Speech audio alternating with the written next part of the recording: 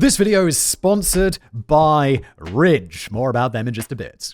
Hello everybody, welcome back to another episode of The Casual Criminalist. As always, I'm your host Simon. I'm here. One of my writers, in this case Kevin. Thank you so much, Kevin, has written me a script. I've never read it before, but I'm definitely vaguely familiar with this one. And I think I know that it is particularly dark. It is particularly long, so settle in, grab a cup of coffee. I have no coffee here. At some point during today's episode, I'll take a break and a coffee will magically appear next to me here on the desk. Or a glass of wine or whatever you're doing. It's 9:30. Oh, it's 10 o'clock in the morning here already. So it's not time for me to have wine. That would be weird. It's kind of like, look, enough rambling. Before that's the format of the show.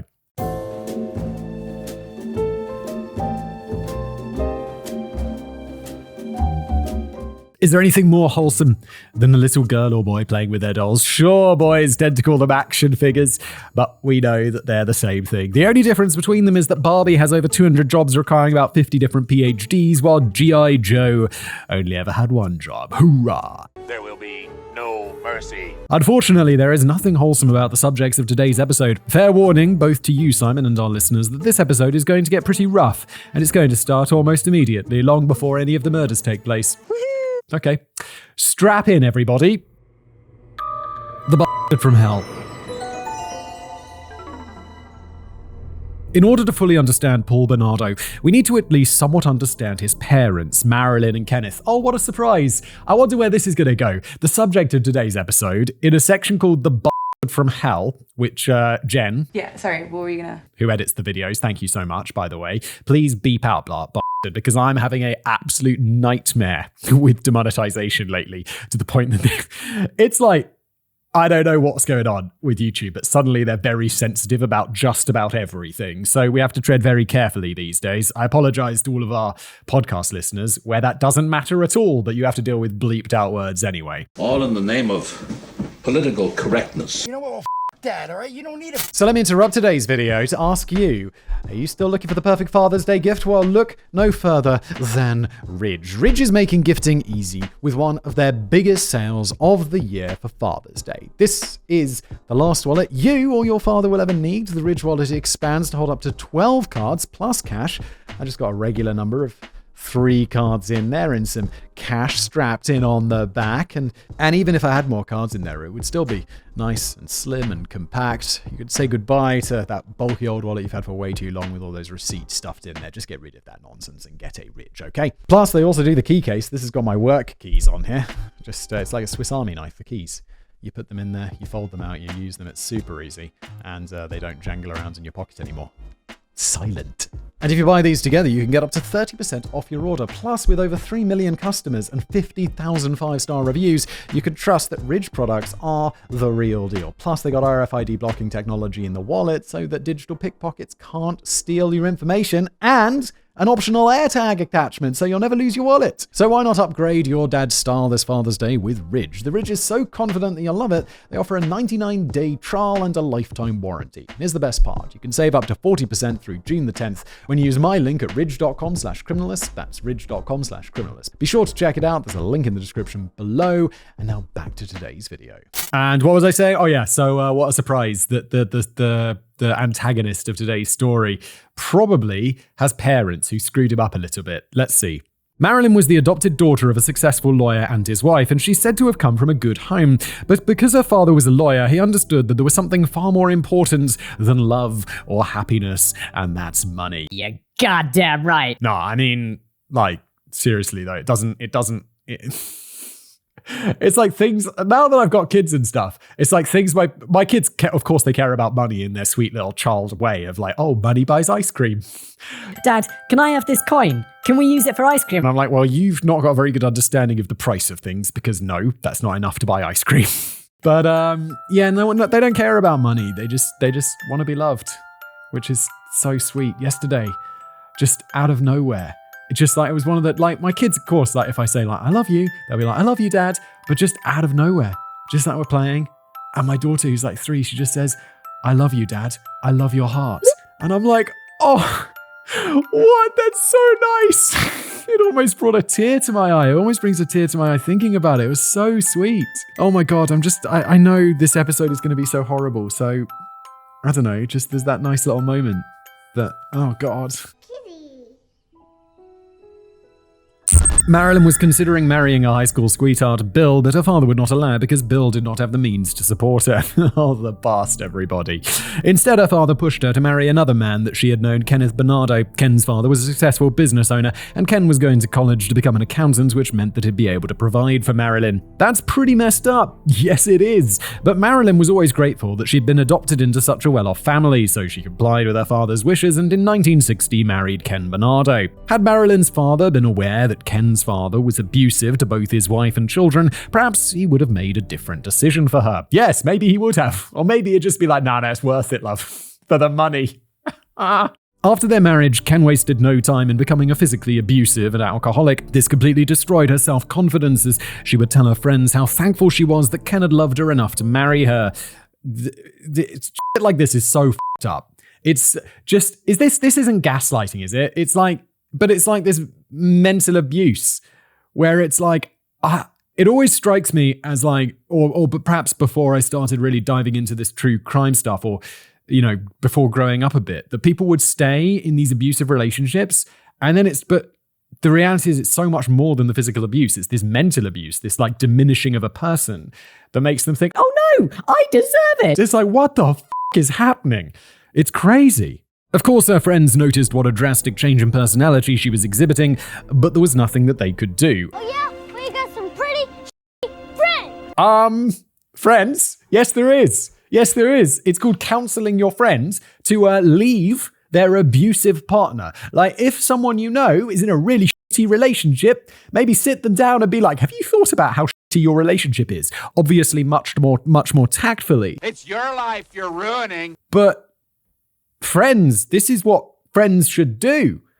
Isn't that what friends are for? In 1961, Ken and Marilyn had their first son, Dave, and the following year they had a daughter, Debbie. Paul would be born 2 years later, but not without considerable drama. While Marilyn may have been unwilling or more likely unable to leave her husband, she still sought refuge from the constant abuse, and it was in the arms of her former boyfriend, Bill, that she would find that reprieve. It's unclear exactly when Ken became aware of the affair, but he seemed to accept it and chose to be listed as Paul's biological father on the birth certificate, even though this wasn't true. And though I say he accepted it, I just mean he didn't divorce Marilyn and leave her alone with the 3 kids. I don't imagine the drunk abusive piece of shit was particularly forgiving of her getting pregnant by another man. But it wasn't just the family drama that complicated Paul's birth. There was a lack of oxygen to his brain in utero, resulting in him being born with aphasia. Aphasia is a disorder. Thank you, Kevin. I'm like, oh, I better explain it, otherwise I'm going to have to pretend I know what aphasia is. Wait, isn't that thing that Bruce Willis has? Doesn't Bruce Willis have aphasia? The thing that is wrong with his brain? Which is so sad. Bruce Willis is such a legend.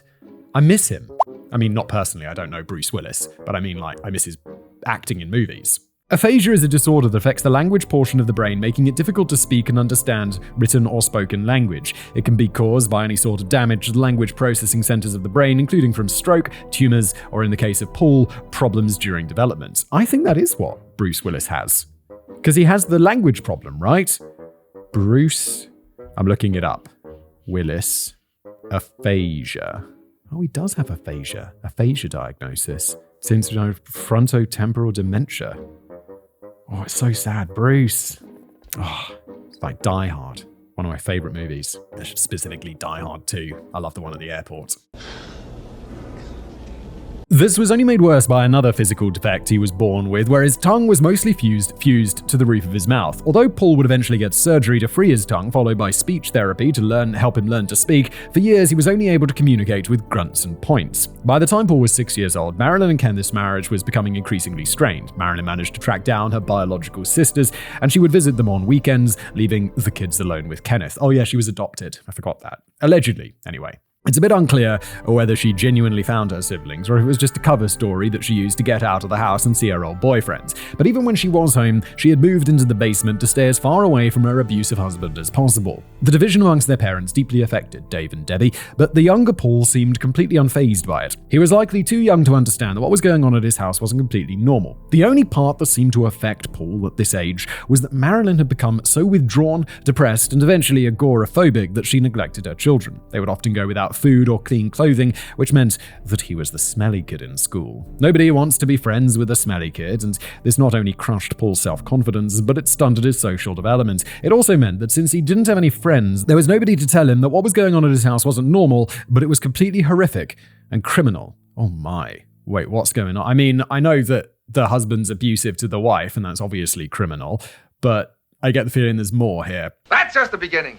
There's going to be more. Lots more. You see, Kenneth had no reason to care that Marilyn spent her days hiding from him in the basement because he had his eye on other girls, including his daughter, Debbie. What the f***? During family movie nights, he'd sexually abuse her in front of the rest of the family. Debbie also took to sleeping with empty cans and food wrappers all over her bed and her room so that she would wake up if Kenneth tried to enter the room while she slept, and she had to always make sure the blinds were drawn when she got dressed, or else he would be outside her window. Doing things that are a word I can't say because of YouTube's demonetization policy. Thank you, YouTube. But let's just say he was doing things to himself, which is beyond fucked up. Kenneth's unforgivable behavior wasn't just restricted to Debbie. Neighbors would catch him prowling around in his pajamas, trying to peek inside girls' bedroom windows, and in 1975 he was charged in connection with abusing another child. He wound up pleading guilty to one count of indecent assault on a female under the age of 14, a crime for which he received a suspended sentence and 2 years of probation. How about when you do things to kids who are younger than 14 and your own daughter, you go to prison forever, or just execute you. Just get rid of you permanently. That would be good. Take it easy, man. Jesus. I mean, I maybe not execute him, but he does belong in that, like, pedo prison. Like the one that Louis Theroux went to visit, where they put all the pedos. Like, lock him up and throw away the key. This almost certainly would only help to further distort Paul's view of the world. Paul had already grown up thinking that everything that happened in his house was normal, and now he was being shown that even if it wasn't normal, it certainly didn't carry with it any consequences. Yeah, great lesson there, society. Well done. Good move. Suspended sentence for the sick. Around the same time as his father's arrest, Paul became friends with 3 other boys in his neighborhood, Van, Alex, and Steve Smyrnis. They were always together, both around the neighborhood and in their local Boy Scout troop. By this point, Paul was beginning to become more social. He had an outward appearance of always being happy and smiling, and all adults loved him because he was such a beautiful and cheerful child with his bright blue eyes and dimpled cheeks. He was polite, well-behaved, excelling at school, which made him the sort of child that every parent wished their own kids could be more like, which is remarkable considering how extremely ruined this kid's home life is. But I get the feeling in a minute Kevin is going to tell me, but underneath this facade was a monster. But underneath all of that was obviously something much darker. There we go. Paul had developed a bit of pyromania, and he and the Smyrnis brothers began setting fires. Nothing major, mind you. They were just using magnifying glasses to set fire to twigs and kindling. Considering that Paul was only 11 at the time and his friends were of similar ages, I wouldn't necessarily find this too unusual. Yeah, I mean, I don't know if it's unusual or whatever, but me and my mate, we used to love burning shit. I remember there was this there was a sailing club that I wasn't a big sailing person, but he was sailing all the time. And we'd go sailing, and then we'd go into the forest and we'd build a fire and we'd blow shit up. We'd find deodorant cans or whatever. We'd put a deodorant can in the fire and then hide behind a tree and it'd bang! You know he's a pyromaniac. We must have been 12, 13 maybe. Maybe that is unusual, but fortunately, it didn't turn into me being, an arsonist. Which is nice. It's definitely something I did as a kid. Okay, that makes me feel better. I was doubting myself for saying, wait, was this unusual? Was I a pyromaniac kid blowing up things in the forest? No, but every kid does this, right? Right? Please? Great. A psycho kid. Probably when I was younger than Paul was, but it's also not something I made a habit of. Just like, yeah, it's not like we did this every weekend. Just like I imagine many other kids did, I tried this once to see if it really worked, or if it was one of those things that only happened in cartoons. Oh, with a magnifying glass? Sure.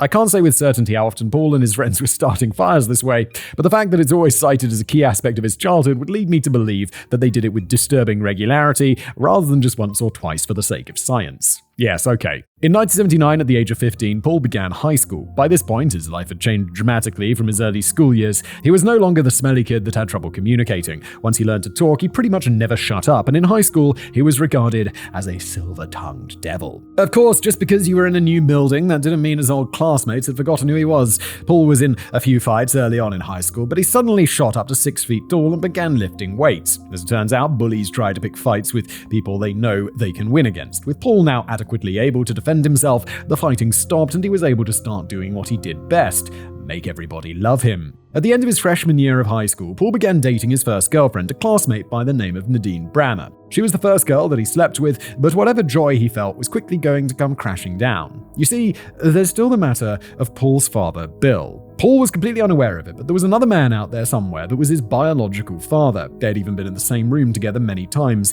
Marilyn had occasionally taken Paul to the McDonald's in Kitchener, over an hour away. Every time they went there, Bill would be sitting in the corner so that he could see his son. He had begged Marilyn for the chance to at least see Paul, but they agreed that Bill would never speak a word to him. Even though Paul had never had any suspicions about his life, at the age of 16, he was about to find out. There was a fight in the Bernardo household, the details of which are unclear. While there are wildly different accounts of who was fighting over what, the end result was that Marilyn told Paul that Kenneth was not his real father. This was devastating to Paul, who immediately ran out of the house and went to see his friend Van. He arrived at his friend's house practically in tears, and he explained what had happened. Paul pointed out all the facial similarities between Kenneth and his brother Dave, saying how his face was different from both of theirs. The revelation seemed to break him, and he claimed that he now understood the resentment that he had felt from his father for his entire life. Well, that's also because your father's a prick. I mean, the non-biological father. Not only was this a crippling blow to Paul's psyche,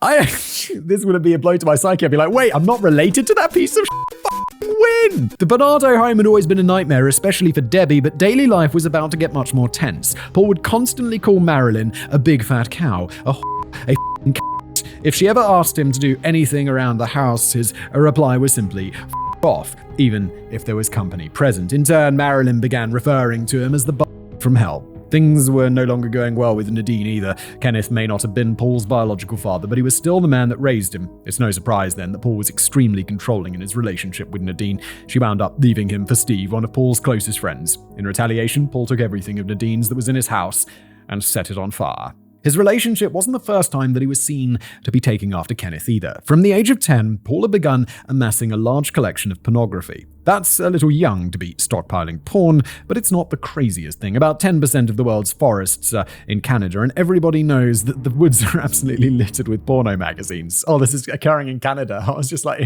for some reason it was in America this whole time. Maybe he just started the collection by chance after finding some in the woods. What is with? I just don't understand this, but it was true when I was a kid. It seems to be true for Kevin as well, who's in America, and it seems to be true for Canada as well. Why is there porn in the woods? You really don't know, do you? Why? Why will he be walking through the woods and there'll be a porn magazine there? It's very weird. Of course, maybe people listening to this are like, Simon, you know why there's porn in the woods? And I'm like, no, I don't. Are people like doing things in the woods? Like, why? What's going on? Of course, Paul didn't stop with just magazines. When the printed images weren't enough, he decided to take a page out of his father's book and just peer into girls' windows. One woman caught him when he was 10, but decided not to tell his parents because Paul seemed so embarrassed. Later, he would be caught again with the victim, saying in her report to the police, like father, like son. Paul didn't have any other important relationships through the rest of high school, but he certainly had the attention of women. Despite how things had ended with Nadine, thanks to his good looks and charm, Paul felt like he could have any girl he wanted. He wasn't alone either. Everybody who met him thought that the girls would simply do anything for his attention and approval. And if everybody seems to agree that you can get any girl you want into your bed effortlessly, well, what better alibi could there possibly be? The Scarborough rapist.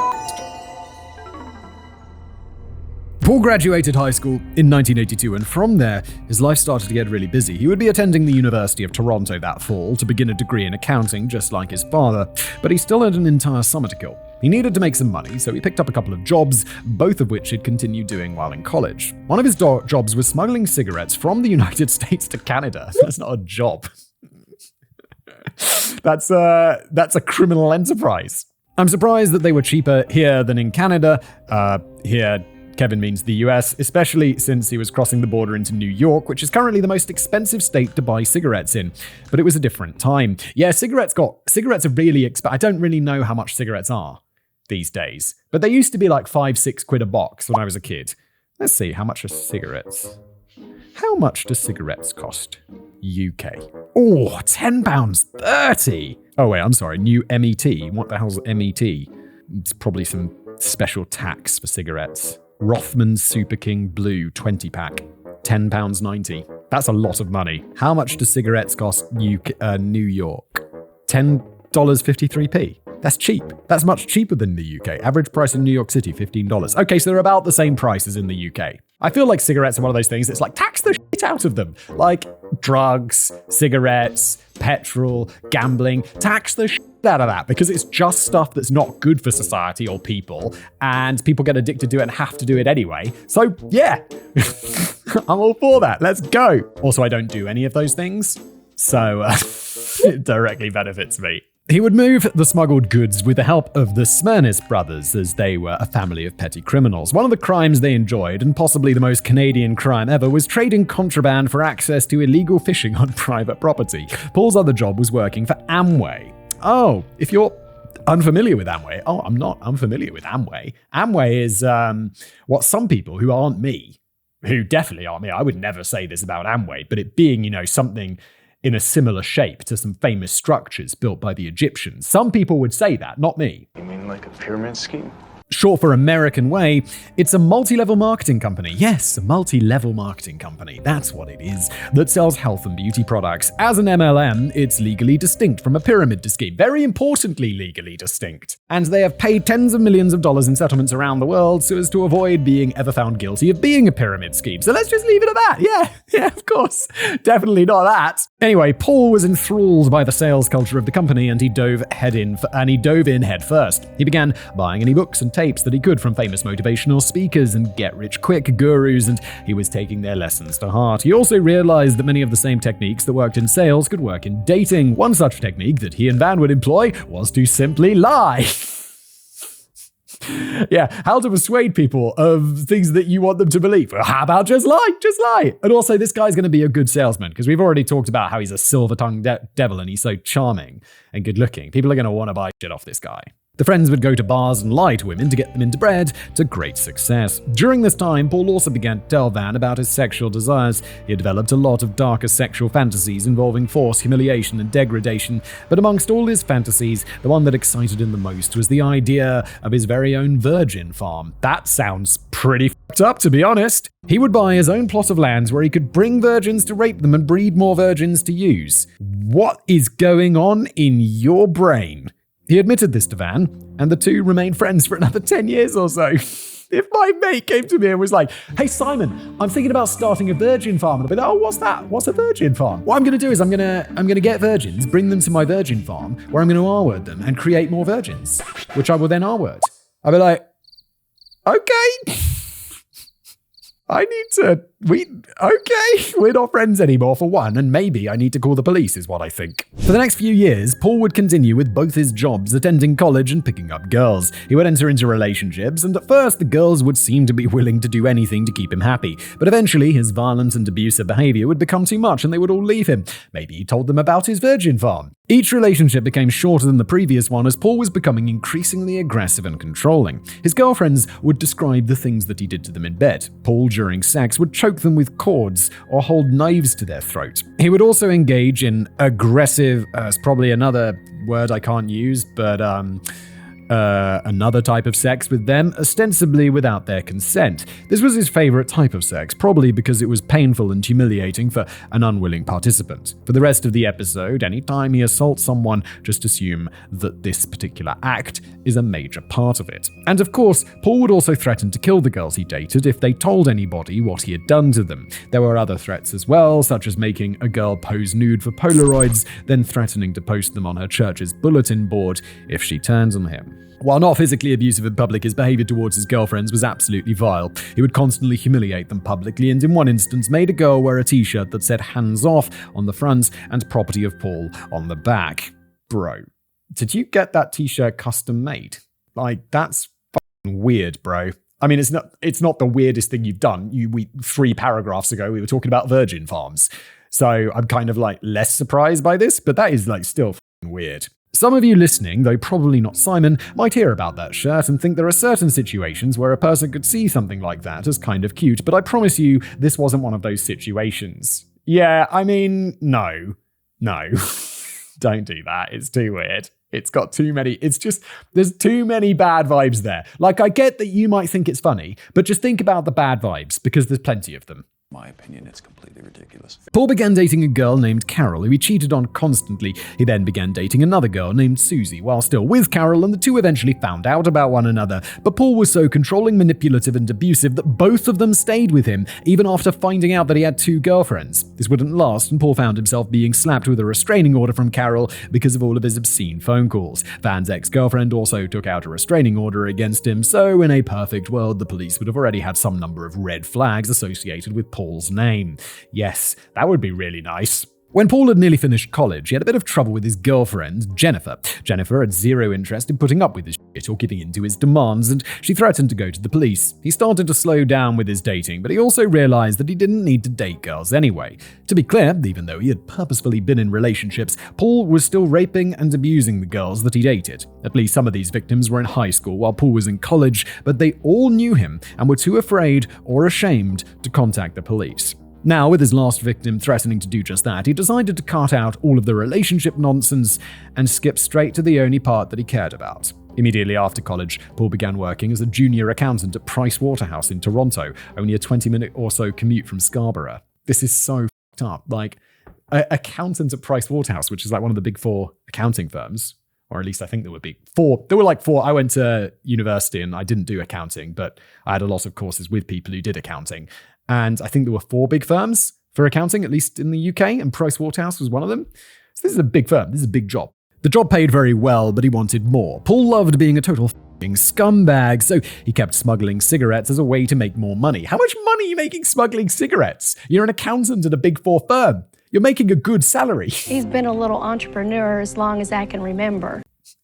Why would you risk it doing something illegal like this? He had his career in order, in a manner of speaking anyway, but he hadn't really been dating. So it was now time for the police and the media to be introduced to the Scarborough rapist. But first, a quick side note. It's important to remember to focus on the victims rather than glorifying criminals here. We all tend to be pretty vocal on this show about what disgusting pieces of shit the criminals are, unless it's a light-hearted heist episode, so I don't think we're in danger of glorifying the criminals here. Kevin, we were talking about his virgin farm, Kevin. I don't think we're in any danger of being like, oh yeah, no, Paul seems all right. He seems like a stand-up lad. It's just, he's a bit, he's charming and he's nice, and he's an accountant at PwC. No. He talked about a virgin farm. We know he's a f***ing scumbag. Hey, watch your language, Ice Cube. However, in terms of remembering the victims, I won't be including the names of any of these rape victims. I was only able to track down some of their names, and those were hard enough to find that I've assumed it was intentionally made difficult. As such, it's only the later victims in this episode that will be named. Thank you, Kevin. Always nice to leave it respectful. Paul began his spree on May the 4th, 1987. He stalked a 21-year-old woman from a bus station as she was walking home before attacking her in front of his parents' house. Only 10 days later, he would strike again. This time, the victim was a 19-year-old who he assaulted in a parent's backyard after following her home from the bus station. And this attack would last for over an hour. This was important for a couple of reasons. First, Paul liked to take his time and take what he wanted from the girls. But more notably, he wasn't being at all careful. Sure, he chose people that were alone, but he wasn't taking them anywhere, not even to his car. The attacks were happening over extended periods of time in their yards.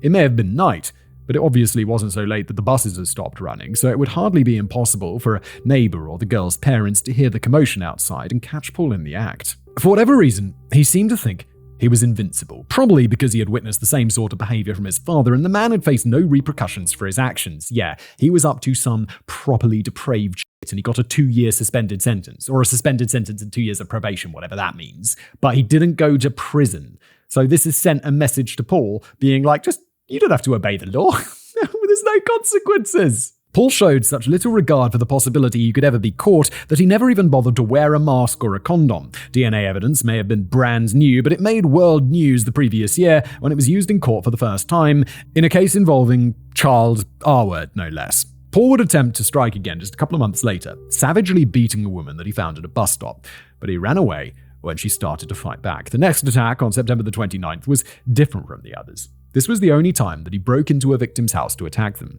After breaking in, Paul went to the bedroom of his target, a 15-year-old girl, and jumped on her back, covering her mouth with his hands. He pulled out his knife and threatened her and bit her ear, but fortunately the girl's mother came into the room and screamed, causing Paul to flee. Unfortunately, somebody else would be wrongfully convicted of this attack and serve 16 months in jail, not being exonerated until 2006.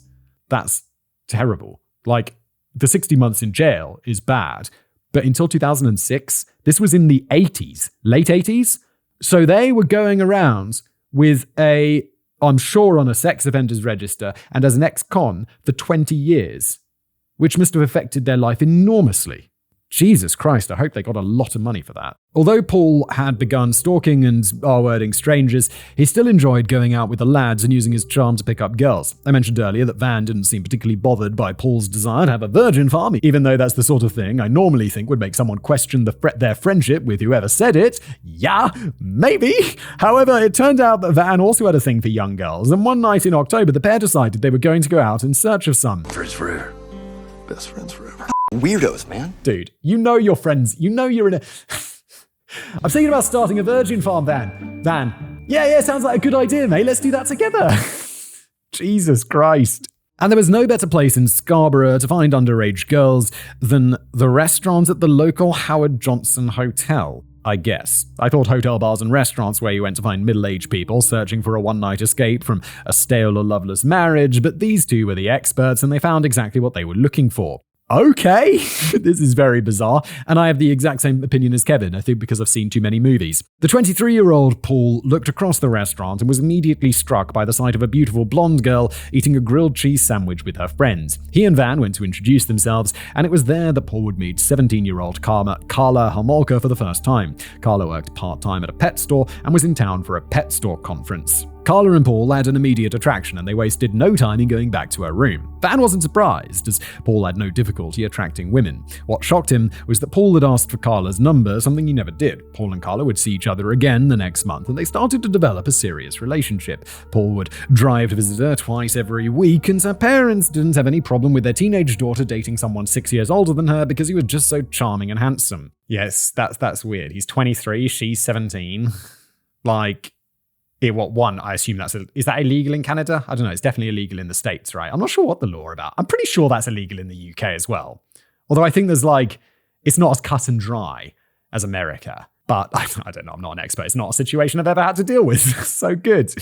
But yeah, it's still a bit weird, isn't it? Karla had always been exceptionally beautiful, and she finally had someone that looked like the Ken to her Barbie, and yes, the fact that they were both extremely attractive is why they were named the Ken and Barbie Killers. Although that's the least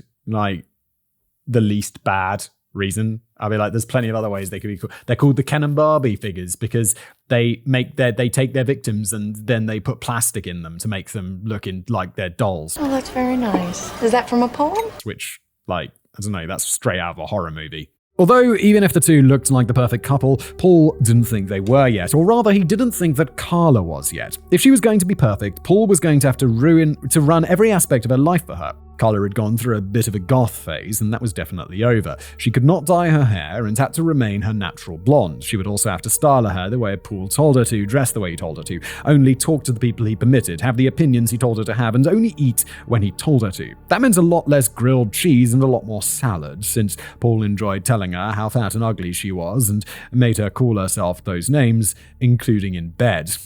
Paul is such a up individual. But despite having control over every aspect of Karla's life now, there was still one thing Paul was disgusted by that he couldn't change. She hadn't been a virgin before they met. It was the sort of thing that he would normally have found unforgivable. A previous girl he dated briefly said how Paul angry was at her for not being a virgin, and one night even drove her somewhere secluded so that he could whip her with a belt while forcing her to apologize for having slept with anyone before him. But Karla was submitting completely to his will and his dark sexual fantasy, so he wanted to stay with her. He would just have to continue finding virgins elsewhere. Of course he would. Yeah, of course he would. While dating Karla, Paul continued his string of assaults. On December 16, 1987, he targeted a 15-year-old victim while she was getting off of a bus. It was after this attack that the media officially coined the term Scarborough rapist, which is, of course, a double-edged sword. It's good for people to know about very real threats like this, but narcissistic serial offenders also thrive off this sort of attention and are emboldened by it.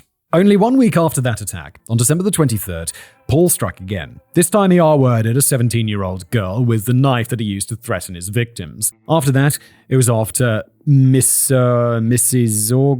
Ontario, to spend Christmas with his lovely new underage girlfriend of 2 months and her family. Now, what exactly is an appropriate Christmas present for someone you've only been seeing for 2 months? I've got absolutely no idea, and I'm stressed out thinking about being in that situation. But what I can say is that Paul and Karla both missed the mark given the circumstances, though one much more than the other. Oh God, what did he get her? What did this psycho get her? For Christmas, Paul gave Karla a teddy bear, a gold necklace, and a $300 dress. Today, that's either $800 or $600, depending on whether the original number was in US or Canadian dollars, but either way, that is insane after only 2 months with someone. It's almost as if he was trying to buy her obedience and compliance by giving her expensive presents and taking her to fancy restaurants. He's also quite well off, isn't he? He works at PwC, he smuggles those cigarettes. It just seems like he's flashing the cash a little bit. I wouldn't say it's outrageous. I'm assuming he's quite well off. Karla's present wasn't nearly so extravagant, but she got Paul the thing he would appreciate most other than her virginity. With a minor rewrite and a completely different boyfriend, it's the sort of present that actually seems pretty normal for a 17-year-old to give their significant other. Karla presented Paul with a coupon that read, "Upon presentation of this coupon, Karla Homolka will perform sick perverted acts upon Paul Kenneth Bernardo. These acts may be chosen by the recipient of the coupon." Now, I'm going to go out on a limb and guess that Paul didn't get to open his present in front of the rest of the family. Paul's so f***ed up, he'd be like, I'm redeeming this now. Oh, Paul. Paul knew exactly what sick perverted thing he wanted from Karla. He wanted to have his favorite type of sex with her, but Karla refused. This created a lot of tension between the pair for the next couple of months, but they didn't break things off. They continued to see each other, and Paul continued to make further demands. For some reason, he demanded that she give his penis a nickname, and she settled on Snuffles. The pair were only seeing each other twice a week, since Paul lived in Scarborough and worked in Toronto, so they would write letters. In one letter, sent shortly after Christmas, Karla included another coupon, because the first one had worked out so well. The coupon read, "The bearer will receive one cute little blonde 17-year-old girl to put on her knees and between his legs and satisfy his wishes." The coupon was accompanied by a letter, which I will now read. "Dear Paul, you're a dream come true. You are the best, my big, bad businessman. I've been fantasizing what playful things to do with your body all day." Then there's multiple paragraphs of really explicit stuff, including repeated use of the name Snuffles, which Kevin wrote that. And I'm glad he cut it out because I don't want to read that. "With you in my life, I feel complete, whole. With you by my side, nothing can go wrong. You have opened my eyes to a new way of thinking and being. I will love you forever, no matter what." This letter might just speak to Paul's skill at manipulation and control. It had only been about 4 months since they met, and already they'd had a major disagreement over things that Paul wanted to do to her that she refused to go along with, yet Karla was willing to proclaim her love for him to such an extent. She was even well aware that one of the things he liked about her was that she was underage, and instead of being creeped out, she leaned into it in an attempt to regain the affection that she was losing by failing to comply with his demand from Christmas. It was around this time that Karla's friends happened to find a pair of handcuffs in a room. They weren't your typical tee-hee-we're-so naughty fuzzy handcuffs with an emergency release button that could be pressed by the person restrained either. They were legitimate police handcuffs. When questioned about them by her friends, she just laughed it off and said that Paul liked to play rough in the bedroom. I mean, fair enough. I mean, that's not particularly unusual, even if it's not like the official pair of, like, sexy time handcuffs.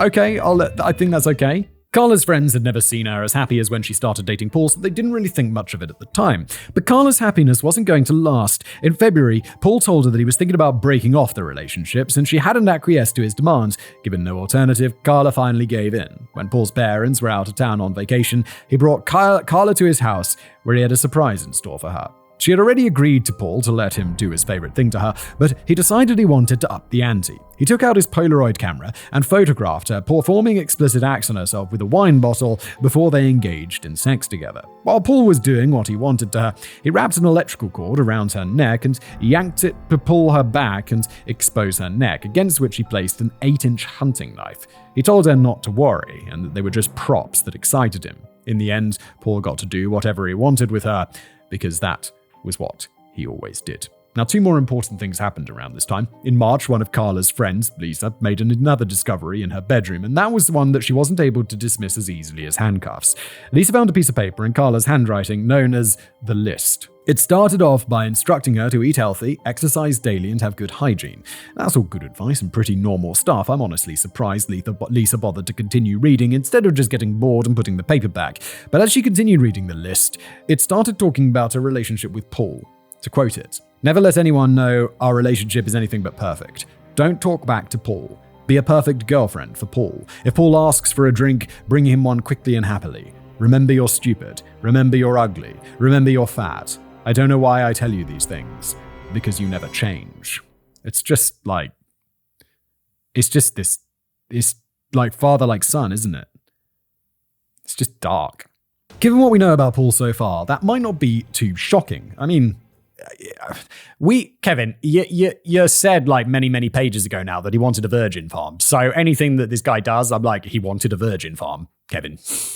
Nothing surprises me anymore. It's absolutely horrific, but sadly, it isn't surprising. What is shocking is that this was also around the time that Karla began to express her desire for Paul to marry her. And, oh yes, it was also around the same time that the police created the Scarborough R-wordist task force, and they already had a ton of evidence. The task force had DNA samples from his victims' eyewitness testimony and a composite sketch based on the victims' descriptions that looked a lot like Paul. Police even had a detailed report from a victim that contained accurate descriptions of Paul, the type of car he drove, the type of knife he used, and where he lived. Unfortunately, computers weren't commonplace yet, so the handwritten report of the victim's statements just got buried under other paperwork for years. Likewise, the task force never chose to publicly release this sketch of their suspect. Paul continued facing 0 repercussions for his actions, just like his father had, so he just kept on going. In April, he would claim another victim, a 17-year-old girl. She tried to fight back, but he punched her several times before dragging her between 2 houses to R-word her. On May the 25th, Paul planned to strike again. This time, however, the police were waiting for him. A very clear modus operandi from which it only ever deviated once. He would follow girls that were traveling home alone from a bus stop and attack them. The police correctly decided to stake out bus stops in the area where the attacks had been taking place, and on that night, a uniformed police officer saw Paul lurking under a tree to monitor the bus stop. The officer gave chase, but Paul managed to escape without the police officer getting a good look at his face. Unfortunately, though, this didn't deter him at all. His next victim would come only 5 days later, but instead of in Scarborough, he chose to commit the crime in Mississauga while visiting... how do you pronounce that name? Mississauga. Gonna look it up just in case it comes up again.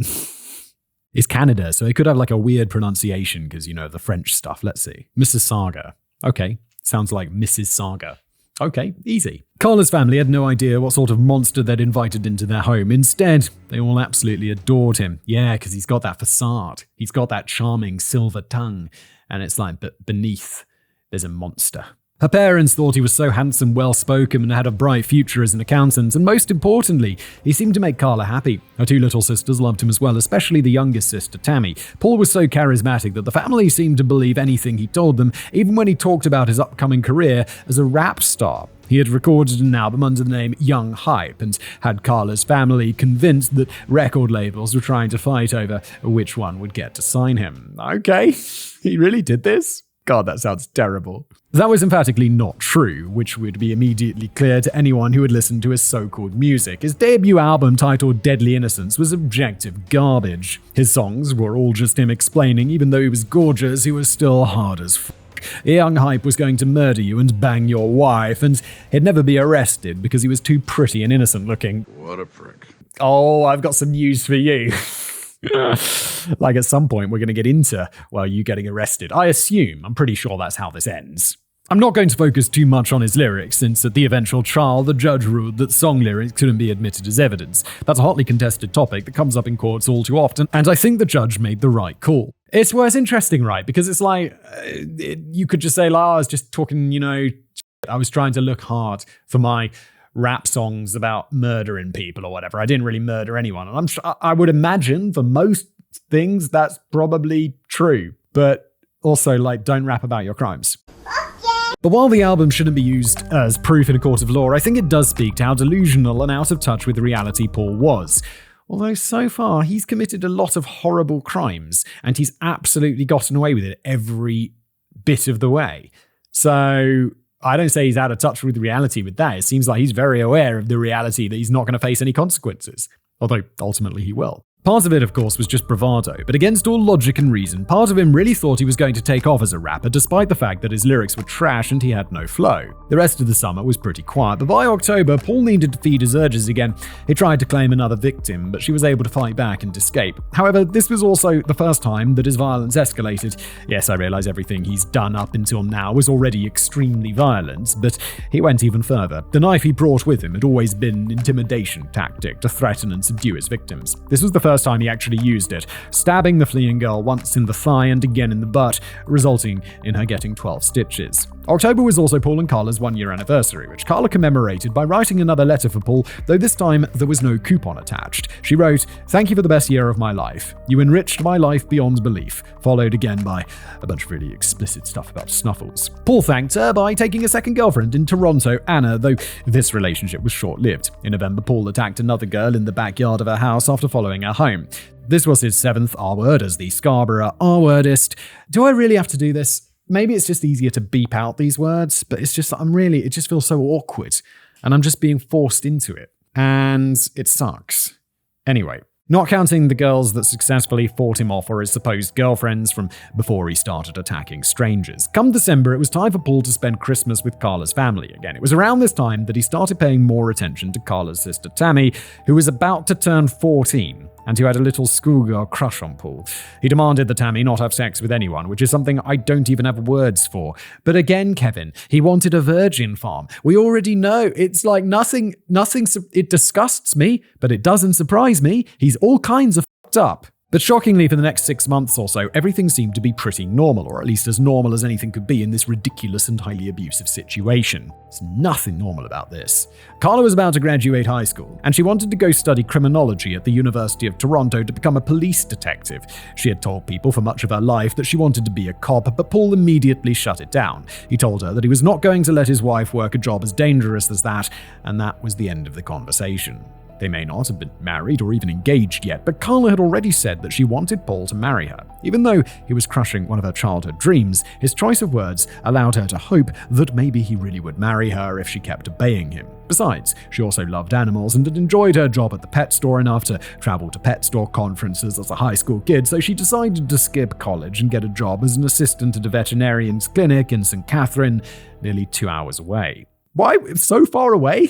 I know Canada's big, but are there no local jobs? Is everyone just traveling hours for work in Canada? With Karla's future now decided for her, all that was left was her graduation party. Once that was done, she could go and begin her career far away from all her family and friends. But the party didn't go so smoothly. Paul had too much to drink and he began accusing the boys at the party of flirting with Karla. This culminated in Paul essentially fighting the entire football team from Karla's high school. Obviously, this was not a fight he was going to win, though sadly it was one he was going to survive.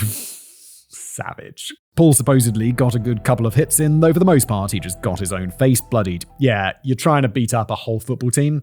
And American football players are big. It's a sport that requires big people. My cousin played American football. He is a large man. But he kept going and seemed to be enjoying the sheer violence of it all, regardless of who was winning. The only reason the fight seems to have ended is because everybody else kind of stopped. It was one of those things where a lunatic is clearly going to get his ass kicked, but tries fighting anyway, and everyone else finally decides, forget it man, this is crazy, and walks away. Karla would end up moving to St. Catherine for her job, so Paul made the 2-hour drive every weekend to visit her. But with her out of the way for most of the week, it left him plenty of opportunity to continue on with his crimes. He attacked a girl in late June, but she was able to fight back. She screamed to alert the neighbors, and Paul was left to run away with scratches all over his face from her resistance. The next couple of months were pretty eventful for Paul and Karla. Although she had been isolated from her family and high school friends, it was easy for her to make new friends. When Paul visited, he got to spend time with them all and got to know these new friends. At first, they were all jealous of Karla. She had this rich, handsome, charming older boyfriend who took such good care of her and would always go to the bar to get everyone's drinks and pay for them whenever they were all out together. However, one of the times he did this, the girls noticed that there was some sort of film of white specks on the top of their drinks. At first, they joked he was trying to roofie them, but when the same thing kept on appearing after every drink Paul bought them, Karla's friends had the sense not to drink anything he gave them. Yeah, it's like, yeah, you trying to roofie us. Wait, are you trying to roofie us, bro? That August, wait, what is this though? What was this? What was he doing to them? You really don't know, do you? That August, the couple took an impromptu vacation to Disney World, though Karla lied to her parents and said they were going to visit Paul's grandparents.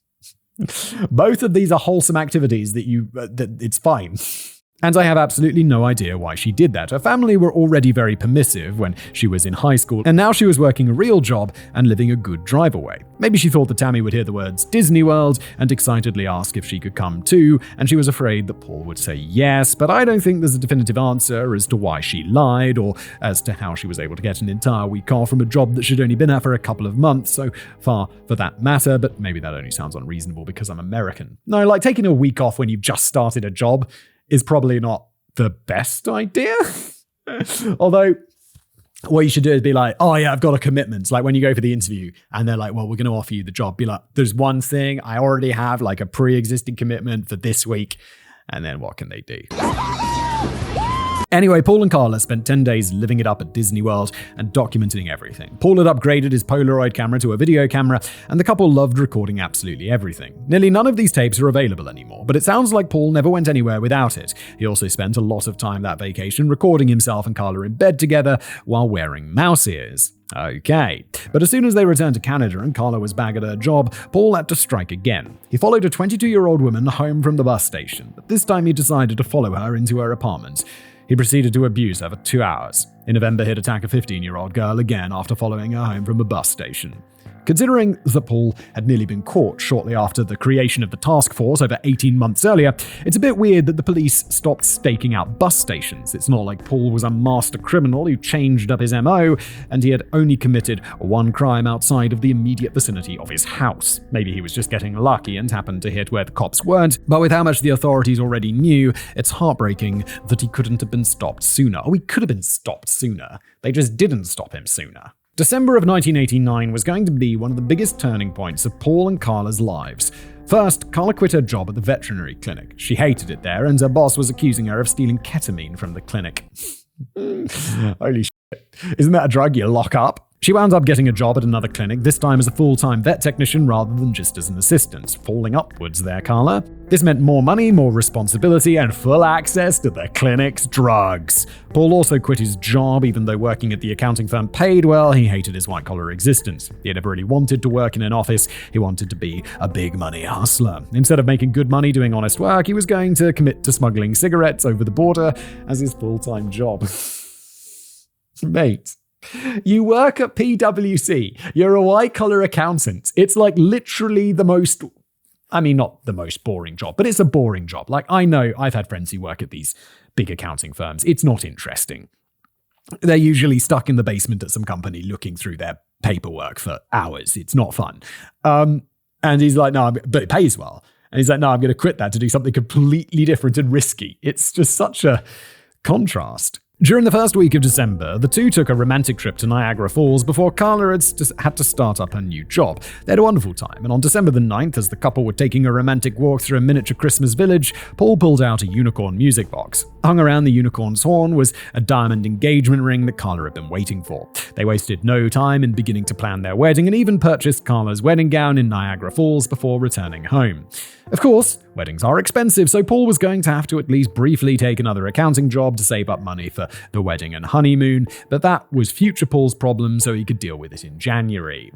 Well, why doesn't he just smuggle more cigarettes? Obviously, that's a lucrative and smart business to be in. For now, they were going to enjoy their engagement and Christmas together. There was only one more thing that Paul had to do before Christmas. It was time for the penultimate victim that would be attributed to the Scarborough R-wordist. On December the 22nd, Paul assaulted a 19-year-old woman in the stairwell of an underground parking garage. His victim would remember the attack vividly, was able to describe the attacker in detail. But police thought she was confused.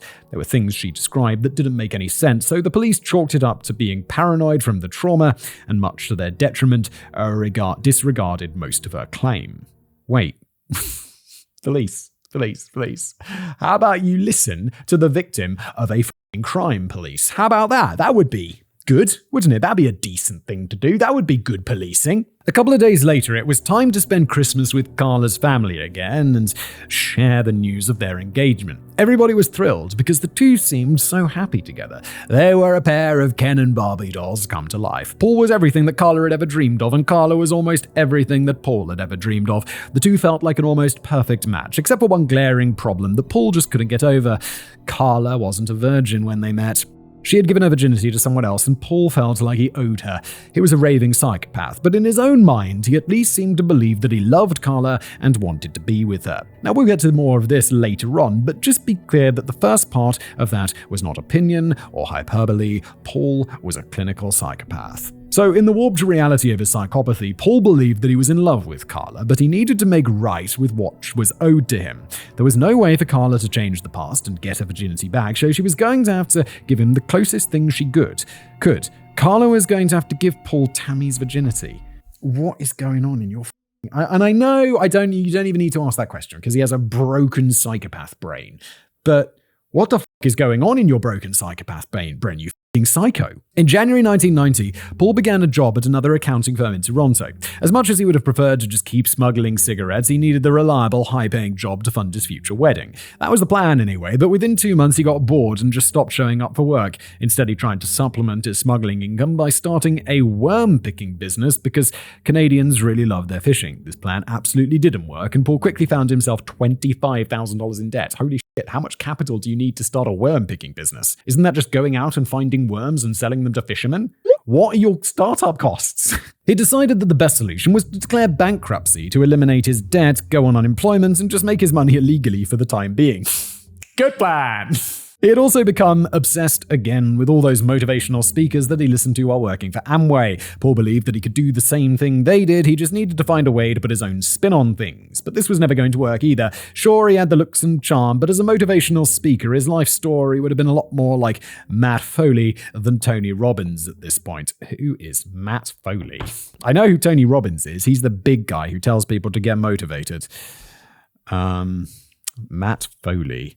Fictional character from the Saturday Night program performed by Chris Farley. He's a motivational speaker who, and then it cuts off, who exhibits characteristics atypical of someone in that position. Whereas motivational speakers are usually successful and charismatic, Foley is abrasive, clumsy, and down on his luck. The character was popular in its original run and went on to become one of Farley's best-known characters. Well, there you go. First appeared in 1993. That's a throwback. In May of that year, Paul committed his 11th attack and the final one that would be attributed to the Scarborough attacker. His victim was a 19-year-old woman that he found at a bus stop, and she vividly remembered everything about him. Her details were too clear to disregard like the previous victim, so police quickly got to work making a new composite sketch of the attacker and creating a full-color rendering of it. Good job, police! Let's go! Job to do! The victim described her attacker as 6 feet tall, 180 pounds, medium muscular build, tan skin, blue eyes, blonde hair, slightly crooked nose, small mole under the nose, no visible tattoos or scars, well-groomed, good teeth, smell good, wore a gold ring with 3 diamonds on his right hand, a class ring with a red stone on his left hand, and just on and on. Holy shit. Photographic memory much. It was an extremely detailed description that resulted in an image that looked almost exactly like Paul. The resemblance was undeniable, and anyone that had ever met him would have immediately recognized him. And unlike back in 1987, this time the police decided to release their sketch to the public. It had been over 3 years since Paul's random assaults began, and the police were only now realizing that the people should be aware what the attacker might look like. Well done, look what a great step. Jesus. How is he going to avoid this? Surely this is what is going to get him caught, but we're only halfway through today's episode. So what's going on? While all that had been going on, Paul also started to become increasingly obsessed with the idea of Tammy. Karla thought it was just a fantasy, so she decided to humor him a little bit to keep him happy. While Tammy wasn't home, the two would have sex in her bed, with Paul pretending that Karla was Tammy. The blinds in her bedroom also mysteriously broke, allowing Paul to peer in through the window at night and videotape her getting changed. Paul was also spending a lot more time at the Homolka family home because not having or wanting a job tends to create a lot of free time to relax by the pool and get drunk. One day, Paul was sitting by the pool when he realized he drank the last beer. He offered to go across the border to pick some up, and because of her crush, Tammy jumped up and asked if she could go with him. Paul naturally agreed, and the two drove away together for hours. They didn't return until after midnight, by which point Karla was panicked. She obviously knew about Paul's desires, but she thought it was just a harmless passing fantasy, not something he would act on. When it took so long for Paul and Tammy to return, she became horrified that she was going to lose control of the situation and lose the man that she felt she was supposed to marry. Jesus. Your mind has been twisted by this douchebag. If Karla was going to keep Paul happy so that he wouldn't leave her, she felt that she had no choice but to give him the thing he wanted most. She was going to have to give him Tammy.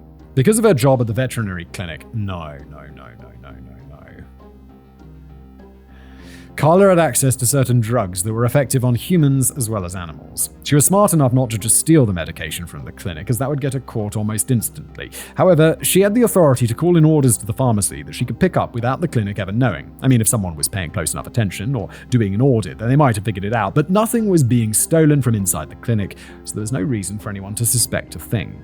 When the family went on vacation together that July, Karla brought some Valium with her that she had taken from work. Paul and Karla spiked Tammy's spaghetti dinner, Jesus Christ, and once she fell asleep, Paul rocked her for about a minute until she started to wake up. He was ecstatic that he had gotten Karla to give him what he wanted, but he needed more. His assaults normally lasted for an hour or longer, so if Karla really wanted to make him happy, she'd have to figure out a way to keep Tammy unconscious longer.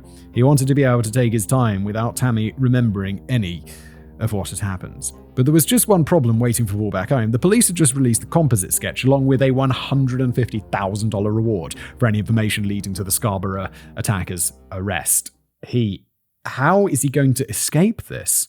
I mentioned that anyone who saw the sketch would immediately recognize it as Paul, and they did. Tips started coming in from Paul's former co-workers at Price Waterhouse, from ex-girlfriends, from a teller at his bank who saw him only once in a while, and from Tina Smyrnis, the wife of one of the Smyrnis boys, Alex.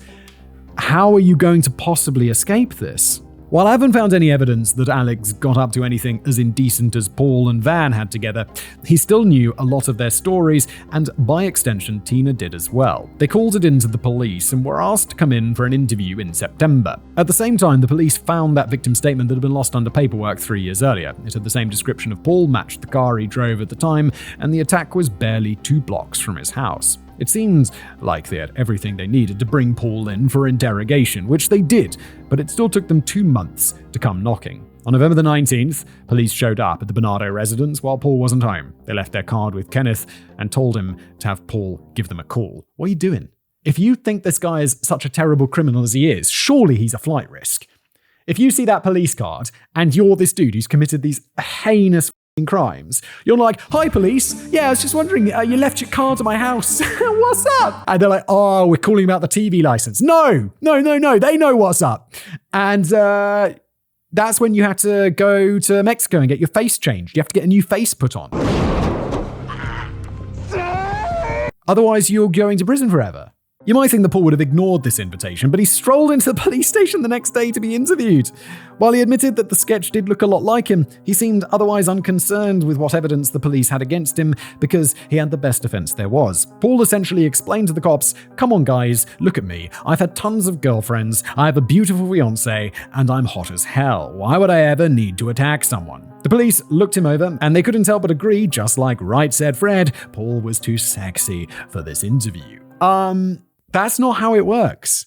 This guy is obviously broken. It doesn't matter that he's handsome. What are you doing, police? DNA him. I just saw the next line says DNA, and I'm like, they got tons of DNA. Just DNA him. Why not? What do you got to lose? But just to be sure, they asked if they could take some DNA samples anyway. They couldn't compel him to without a warrant, but Paul voluntarily gave them hair, blood, and saliva samples to clear his name. I don't think that he properly thought that through, since the DNA was going to do the exact opposite of clear his name. But he was f***ing insane, so whatever. It's like, I'll give you DNA to clear my name. How are you? Do you not understand how DNA works, Paul? It's going to link you to all of these crimes. The answer to that question is no. And then when you leave, go down to Mexico and get a new face, Paul. What's going on? And if anyone's John Travolta, it's you. I'm Nicolas Cage.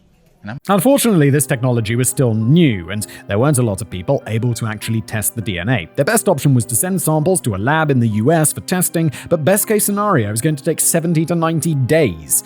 But this was anything but the best case scenario. Not only were these labs typically backed up anyway, but the police had already shipped DNA samples from over 130 suspects, samples that would simply be tested in chronological order, and those 130 samples would also frequently get pushed to the back of the line, as DNA testing that the labs had to do for murder cases was considered a higher priority than DNA from sexual assault cases. It would also be over 2 years before Paul's DNA samples were finally tested, and that was entirely too late. Christmas was right around the corner, and Paul wanted his Christmas present from Karla. The Schoolgirl Killer.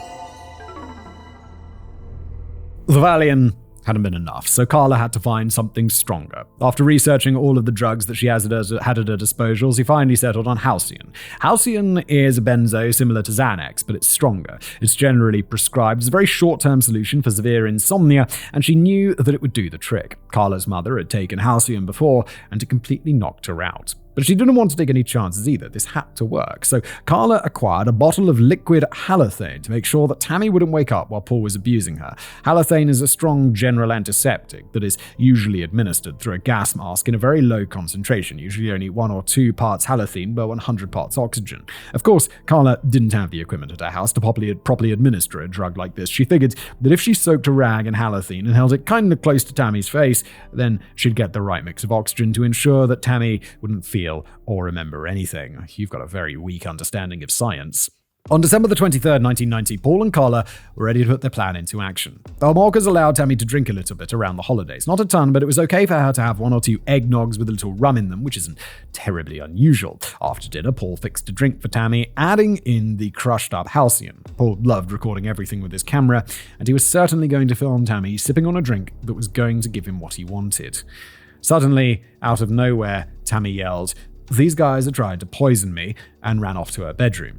At first, the couple thought they were caught, but nobody seemed to hear her. Eventually, she came back downstairs to watch a movie with Paul, Karla, and the middle sister Laurie, and Paul began making her more drinks. Laurie told Paul to stop making drinks, but then she went up to bed, leaving Tammy alone with Paul and Karla. The couple waited, ignoring the movie completely, as they intently watched for Tammy to fall asleep. As soon as she did, she was placed on the floor, and Karla went to get the halothane while Paul set up his video camera. Karla soaked a rag and placed it directly over Tammy's mouth and nose while Paul attacked Karla. Karla kept checking Tammy's pulse and breathing, and at one point added more halothane to the rag to ensure that Tammy wouldn't wake up before Paul had finished.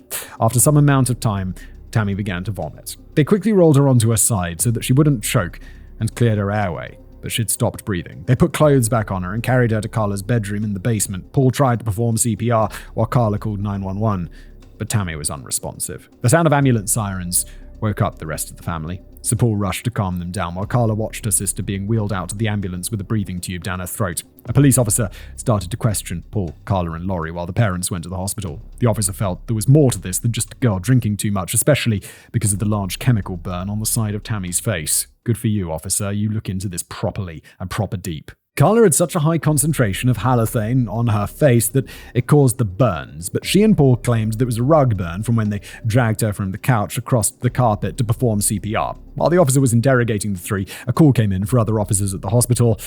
Tammy was declared dead on arrival.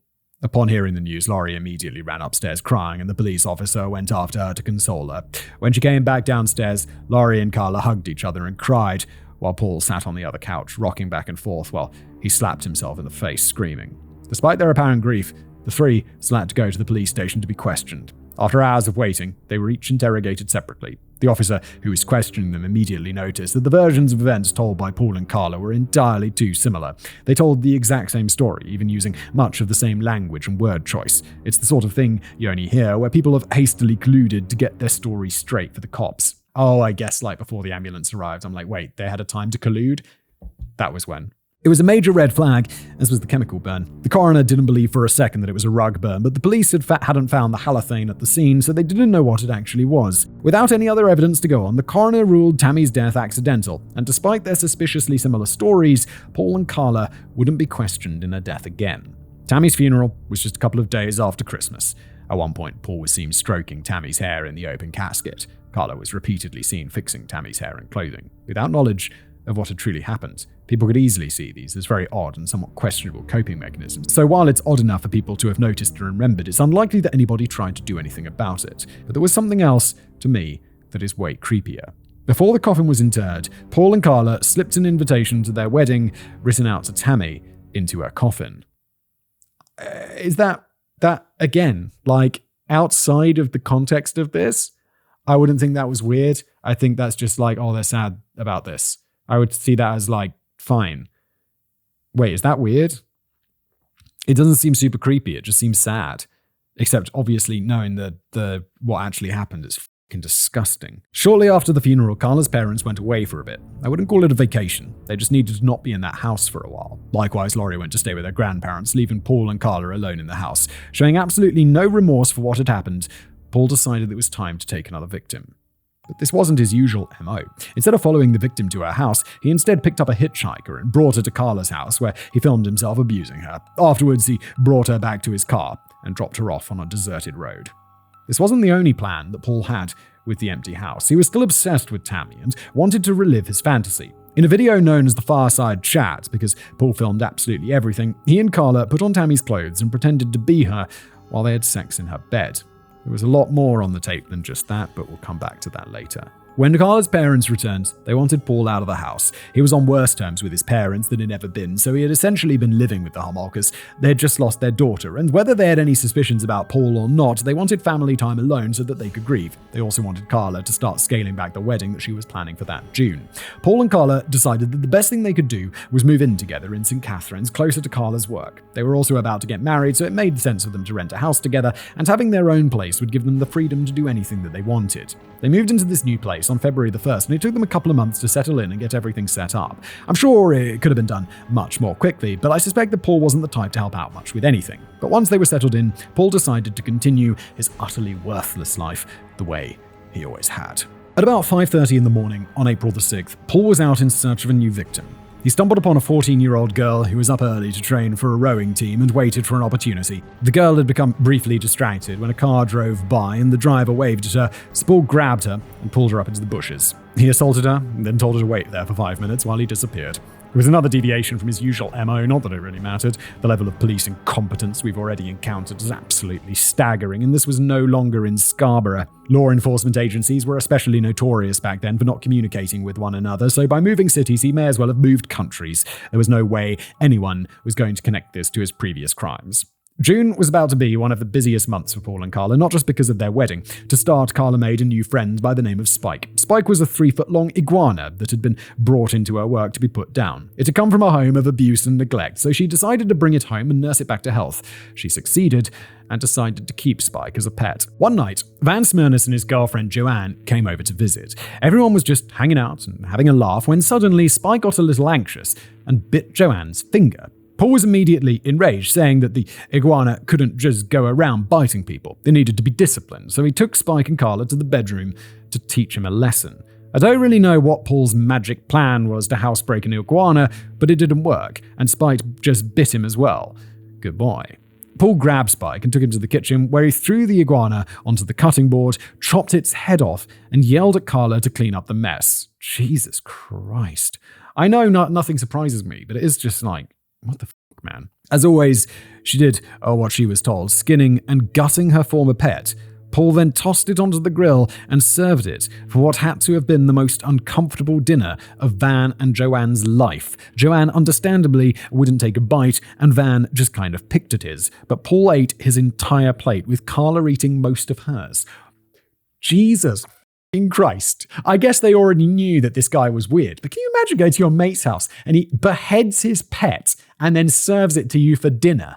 I think think I'm gonna go now. Jesus, man. On June the 7th, Karla invited a friend of hers over to visit. The friend, known only as Jane Doe, was a 15-year-old girl that Karla had met a couple of years earlier while working at a pet store when Jane was only 12. Jane was given drinks laced with halcyon, and when she passed out, she was filmed being attacked by Paul. Karla had again used halothane while the girl was unconscious, but this time it didn't result in her death. When Jane woke up and went home and was sick in bed for 3 days, she thought it was just the flu. Part of Paul couldn't have been happier with how things went. Instead of killing their victim, this time she'd only gotten a little sick and hadn't suspected a thing. It wasn't exactly the way he envisioned his virgin farm, but if they could keep inviting girls over like this, it would be a dream come true for him. But another part of him was furious with Karla. Why couldn't she have gotten it right the first time with Tammy, so that it'd still have her as well? A week later, Paul went to go pick up his marriage certificate before the wedding and then drove across the border to make a cigarette run. He delivered the cigarettes to Van back in Scarborough so that Van could fence them. That whole route is at least 4 hours of driving, so it was already going to be late by the time he got home, but he decided to take a little detour in Burlington to steal some license plates. Oh, okay, there you go, another criminal enterprise. Unbeknownst to him, the city of Burlington had recently been struck by tragedy. A car accident had claimed the lives of multiple high schoolers, and the wake was that night. Following the wake, some of their classmates had gone to the woods to drink and remember their friends, and they were only getting home now at around 2 a.m. Among them was 14-year-old Leslie Mahaffey. Leslie had been going through a bit of a rebellious phase, as teenagers want to do. She would frequently disappear from her house or stay out past her curfew, and her parents had gotten sick of it. They told her if she stayed out past curfew, that they would lock the door. And when the group arrived at Leslie's house, she discovered that the door to her house was in fact locked. She told her friends that it was fine and that the other door would be unlocked, so she sent them on their way. Once her friends were gone, she discovered that the other door was locked too.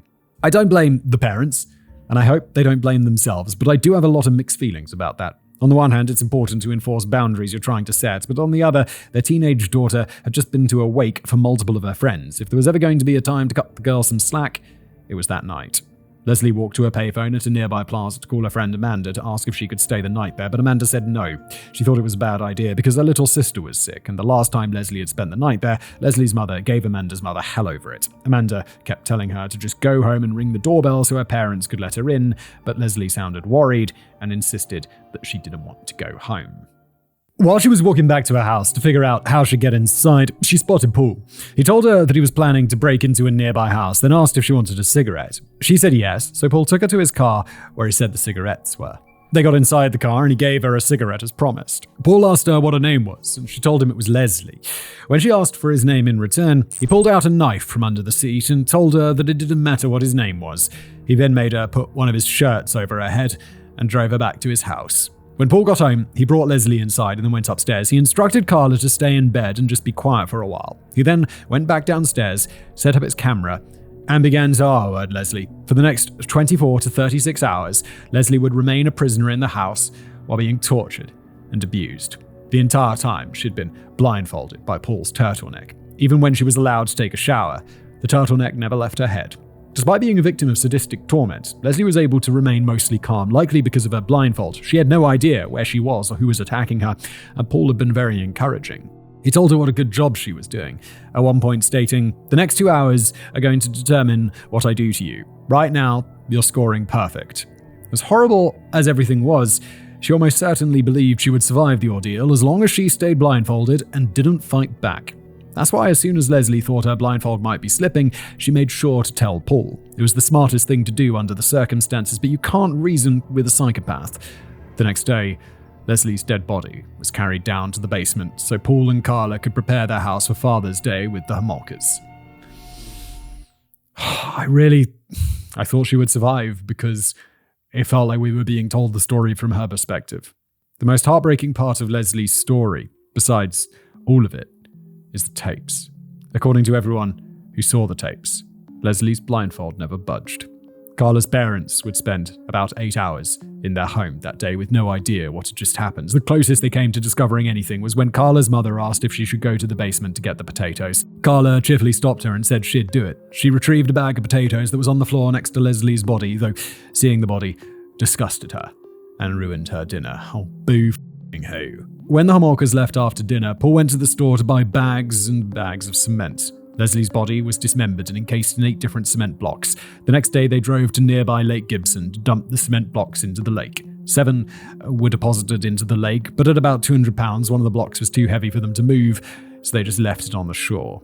Just under 2 weeks later, on June the 29th, Paul and Karla were married in front of all of their friends and family. The celebration had not been downsized as Karla's parents wanted, and it was a lavish event with about 150 guests. Everyone was enjoying the reception, and the newlyweds danced together without a care in the world. But coincidentally, there was something else going on 15 miles away at Lake Gibson.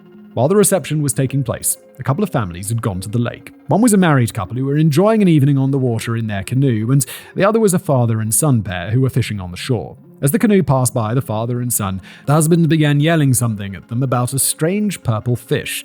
The father was pretty annoyed by this since you're supposed to be quiet when you fish, but the couple kept on shouting at them. They said that when they were getting their canoe into the water, they tripped over a cement block that had broken open, and it had some sort of weird-looking purple fish inside that they'd never seen before that kind of looked like human body parts.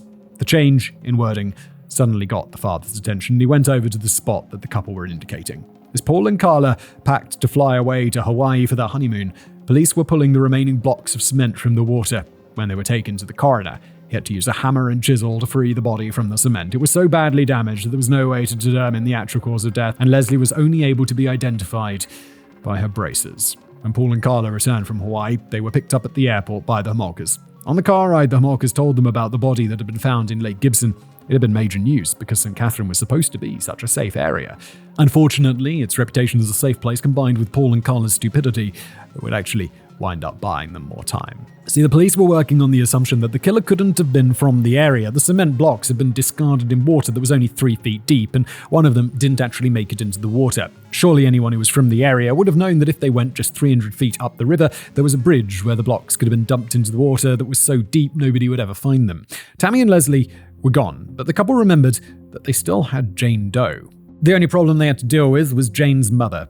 She had become really suspicious when Jane went to spend the night with Karla and had come home sick. She also had a very obvious question of why the hell a couple in their 20s wanted to be friends with a 15-year-old girl. To alleviate her concerns, Paul and Karla invited Jane and her mother over for dinner. They thought it would help if they could show her they were nice, ordinary people who really just wanted to be friends with this underage girl. It didn't help. Paul spent the entire dinner complaining about his parents, and Jane's mother felt worse about the whole thing than before she got there. But she also wanted to take a realistic approach to things. Jane was about to turn 16, and it was going to be harder and harder to control her. If she pushed back too hard on this, Jane might wind up doing something even more reckless. Besides, Jane really seemed to like Karla, and she wasn't the one that made an ass of themselves at dinner.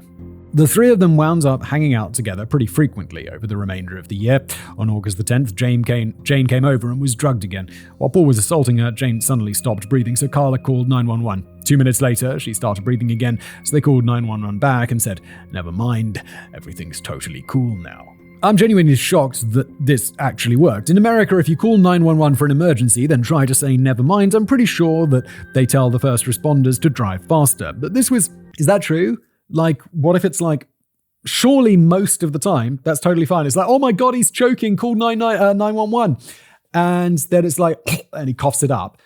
And then you're like, okay, I'm really sorry, but he coughed it up. Everything's fine. He's breathing again normal. Everything's totally cool and he's embarrassed. The ambulance isn't going to show up, right? But this was too close of a call for Paul and Karla. If Jane died, they were going to need to find a new victim. Instead of drugging and attacking Jane, it was decided to just groom her instead. The couple took Jane to restaurants and to the theatre, as well as spending time together at their house. One of the things Jane enjoyed doing when she wasn't with them was taking horse riding lessons. During one of those lessons, she mentioned to her instructor that Paul liked to touch her, and the instructor, in turn, told Jane's mother. Excellent work. Jane's mother confronted Paul about this, but she didn't stop Jane from spending time with him. What are you up to, Jane's mother? That is the point where you're like, yo, no, and also police. And horse riding instructor, maybe you could have also told, no, in that situation, tell the parents, and then you're like, cool, you guys obviously will deal with this by going to the police. Should he have gone to the police himself? Should you go to the police yourself in a situation like that? Probably, right? But the dynamic they had created with Jane wasn't working as intended. Coercing and manipulating her worked to a point, and she would allow certain things to happen without resisting. But she wouldn't have sex with Paul. She didn't really want anything to do with Paul, she just wanted to be friends with Karla. Karla was a nice girl from the pet store that had always let her come and play with the puppies when she was 12. Paul was her creepy husband that would molest her, often in plain view of Karla. Shortly before Christmas, Jane decided that she had put up with enough. When she was over at Paul and Karla's house, she made it clear that she was not going to have sex with Paul. Jane was left alone while Paul and Karla slept upstairs, so she called her mother to pick her up, and she never came back. Excellent. Good. Things have ended much worse for other people in this story, so I'm glad that she just extricates herself and never comes back. Paul was not thrilled with this result, but Karla almost certainly was. She loved Paul and was ready to have children with him. She had spent years doing everything he asked so that she could make him happy, but she could still feel him pulling away over these other girls. She began writing him letters to try and win him back. In one such letter she wrote, "I want our love back. People think we're the perfect couple. We are. We've just gotten sidetracked. Even though we have our problems, I'm still so much in love with you. I know what happened to us is all my fault, and believe me, I am changing. I love you too much to lose you." But Paul was happier being sidetracked. He wanted more, and having one girl at a time wasn't going to satisfy his desires. His newest demand was for Karla to help him acquire 50 virgin sex slaves. I want to kill him in cold blood, and I'm stone sober. Okay, still got that virgin farm on his mind. What the Paul? You sick On April the 16th the following year, the two went out hunting for a victim for Paul. Since they were explicitly looking for virgins, they decided that a Catholic high school was the best place to go. They passed the Holy Cross School and pulled over by the entrance of the nearby Grace Lutheran Church looking for someone to abduct. It was broad daylight, and there would be witnesses, but it didn't matter. Paul had been assaulting girls and making money illegally for years, so he thought that nothing would ever stop him. When the school let out, Karla waved down Kristen French. Kristen was a 15-year-old Girl Scout, figure skater, member of the school's rowing team. She was an honor student who volunteered at a nursing home. When school had ended for her for the day, she wanted to get home, feed her dog, and then go to the Easter dance with her boyfriend. Karla was holding a map and asked Kristen for directions. While she was distracted, Paul forced Kristen into the car at knife point before driving away. There were witnesses to the abduction. They might not have known who Kristen was, but Kristen's disappearance was immediately noticed by her family and friends. She had a very strict routine of always making the 15-minute walk home from school immediately so that she could feed and walk her dog. She was never late, so it took very little time for them to realize that something was wrong and for the police to know who they were searching for. Unfortunately, the witnesses dropped the ball. One of the witnesses was absolutely certain that the car Kristen had been abducted in was a cream-colored Chevy Camaro, but Paul drove a gold Nissan. With the police searching for the wrong car, there was nothing to stop Paul and Karla. When they got back to the house, the blinds had to be closed and all the phones disconnected before a blindfolded Kristen was led from the garage into the house. Paul took her upstairs to film himself abusing her while Karla made dinner. He kept feeding Kristen alcohol, and when she threw up, Karla came in to clean it up before finishing dinner. At dinner, they removed Kristen's blindfold. They ate a normal meal, as if nothing had just happened, with Karla talking to Kristen about her boyfriend Elton and her dog Sasha. After dinner, Paul took her back upstairs to torture her more while Karla cleaned the kitchen. When it was time to get some sleep, Paul wanted to give Kristen Halcyon to ensure that she'd sleep through the night, but Karla refused, because Halcyon would show up in an autopsy. The next day, Paul drew a bath for Kristen so that he could record her while she bathed herself. Then Karla and Kristen did each other's makeup while they talked about the different perfumes and cosmetic brands they liked. After more abuse throughout the day, Paul tied Kristen to a chair. He was going to get them some McDonald's for dinner, and he wanted to know what movie Kristen wanted to rent from Blockbuster for them to watch that night. While Paul was gone, Karla turned on the evening news, which featured Kristen's father begging for her safe return, causing her to burst into tears. Paul returned with dinner, then got back to torturing her. Obviously, Kristen hadn't wanted to talk with Karla about boys and perfume while doing their makeup. She hadn't wanted to drink alcohol. She hadn't wanted any of this, and she was trying to play along in the hopes that she might survive. But she finally started talking back to Paul. Kristen was doing everything she could to make them happy so she could survive, but she was inexperienced and didn't know how to do the things he wanted. He started yelling at her for messing up, so she started yelling back, calling him a bastard. When he demanded that Kristen tell Karla that she loved her, Kristen replied, "Karla, is that your name?" The violence against her only increased after that, but the more violent Paul became, the more defiant Kristen became, with her refusing Paul's orders by saying, "Some things are worth dying for." Kristen's last words, caught on tape, were spoken directly to Paul. "I don't know how your wife can stand being around you." Jesus, man. Do they have death penalty in Canada? It's about they should bring it back for this bastard. The next day was Easter, and by the time Paul and Karla left to go spend the day with the Homolkas, Kristen was already dead. Paul had considered just leaving her tied up at the house until they returned, but it was too much of a liability. Kristen's body was found naked in a ditch on April the 30th. The side road where Kristen had been dumped was in throwing distance of Leslie's grave, but the police thought the location was a coincidence. One had been dismembered and put in a lake, while the other thrown to the side of the road. They were different enough that almost none of the police thought that the crimes were connected, though the media would eventually dub the suspect the schoolgirl killer. But finally, and in spite of this gross oversight on the part of the police, things were going to come crashing down around Paul and Karla. You better go to prison for fucking ever. Trouble in Paradise. Kristen's body had been found on April the 30th, and the police immediately released a profile of the killer. Now, Van Smyrnis was Paul's best and oldest friend. They had known each other since childhood, so Van knew him really well. As soon as he saw the profile of the killer, he was convinced it was Paul. The two may have done a lot of illegal things together, including sharing a fondness for underage girls, but murder was a bridge too far. Van was already talking to the police on May the 1st to make sure they investigated Paul. Good for you. And about a week and a half later, police finally came knocking on Paul's door to ask where he had been when the two girls were kidnapped. He used Karla as an alibi and was able to charm his way past the police officers. He was just such a nice, good-looking, well-spoken man, so it was hard for them to think that he could have been the killer. Come on, police. You got to see past that. You've got to be trained to be like, charming people can be psychos. It's a facade. Paul again voluntarily offered DNA samples. After all, it's not like anything came the first time he did so. The officers asked if he owned a Camaro, and is happy to point out his Nissan. Just to be safe, as they were leaving, they discreetly looked at his car from a further distance to see if it could be mistaken for a Camaro, and they concluded that no, it could not. When Paul went to Karla to gloat about how he had fooled some stupid cops yet again, she pointed out that maybe they were just playing him. Maybe they didn't believe a goddamn word he said and just wanted to lull him into a false sense of security so that when they came back with a search warrant, he wouldn't have thought to hide any evidence. Evidence like the countless hours of videotapes of girls being attacked that were just sitting in their house for anyone to find. They took the tapes and hid them in the insulation in the basement ceiling where nobody would ever find them. They also decided to legally change their name from the Bernardos to the Teals. Teal was chosen because it was the name of the serial killer in Karla's favorite movie, Criminal Law, although the name was spelled very differently there. Paul also changed his middle name from Kenneth to Jason in honor of the serial killer from every Friday the 13th movie except for the good one. This is what, don't change your name. If you're a serial killer, don't change your name to the name of a serial killer. What's wrong with you? The exact reason they changed their names is unknown, but there are 3 reasons that have been suggested, so it could be any or all of them. First, it may have just been done in an abundance of caution. If Paul Bernardo was going to be wanted for a bunch of crimes, it would be better if Paul Bernardo no longer existed. It's not like it would be impossible to find records of what they changed their names to, but it would still be an inconvenient waste of time that would slow everything down. Would it? Surely there's a pretty easy record for police to be like, why change this name? Like, if changing your name was a way to just like escape from stuff, then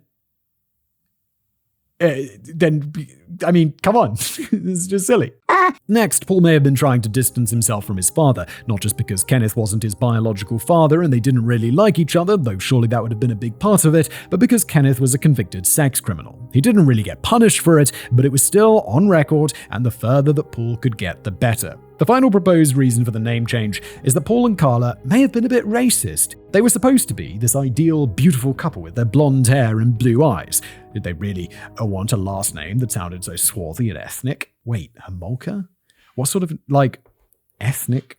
What does swarthy mean? I don't even know. It's a name of Czech origin. I was thinking it sounded a bit Czech. Is that ethnic? Around this time, Paul and Karla began inviting another girl over to their house, Norma. Norma had been Tammy's best friend, and she liked hanging out with Paul and Karla. They were these cool adults that brought her presents and let her have alcohol and stuff, and she thought it was fun hanging out and doing stuff together. Karla had wanted to drug her, so Paul could take what he wanted, and they could move on with their lives, but Paul refused. Tammy and Jane had both stopped breathing when they were given Halcyon and Halothane, so he forbade the use of either. He wanted to attempt to groom her instead, like they'd attempted to do with Jane.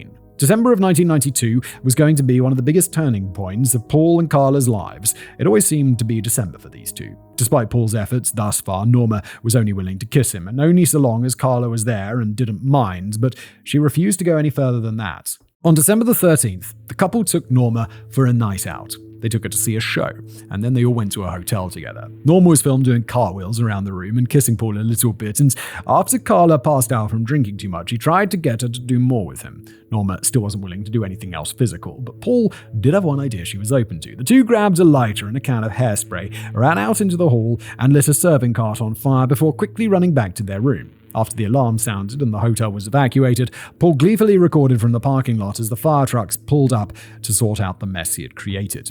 Just before Christmas, Norma came over again and was showered with a mountain of lavish Christmas presents. Paul was trying to do everything in his power to keep her with them without resorting to drugs. Then on Christmas Eve and Christmas, Paul and Karla went to the Homolka's house. It was mostly uneventful, except for Christmas Eve when they were trying to sleep. Karla had moved out, so she didn't have a bedroom anymore, and allegedly nobody wanted to sleep in Tammy's bedroom. I'm sure that wasn't actually true, but Paul wasn't going to admit that in front of the rest of the family. Instead, Paul and Karla spent the night with their sister Laurie in her bedroom. Karla quickly fell asleep while Paul and Laurie stayed up talking a bit. At one point, Paul told her that if she ever needed anybody killed, to just say the word and he'd take care of it. She chalked it up to him just having too much to drink, but she was also absolutely terrified. The day after Christmas, Paul and Karla invited Norma over again, but this time she brought somebody with her, her boyfriend. Paul was not happy about this and demanded that Norma tell him she loved him in front of her boyfriends, which she very much did not do. She said that she didn't love him because he was too old for her and she already had a boyfriend with whom she left, never to return to Paul and Karla's house again. Oh, thank God. Again, excellent. Good. This resulted in a lot of fighting between Paul and Karla.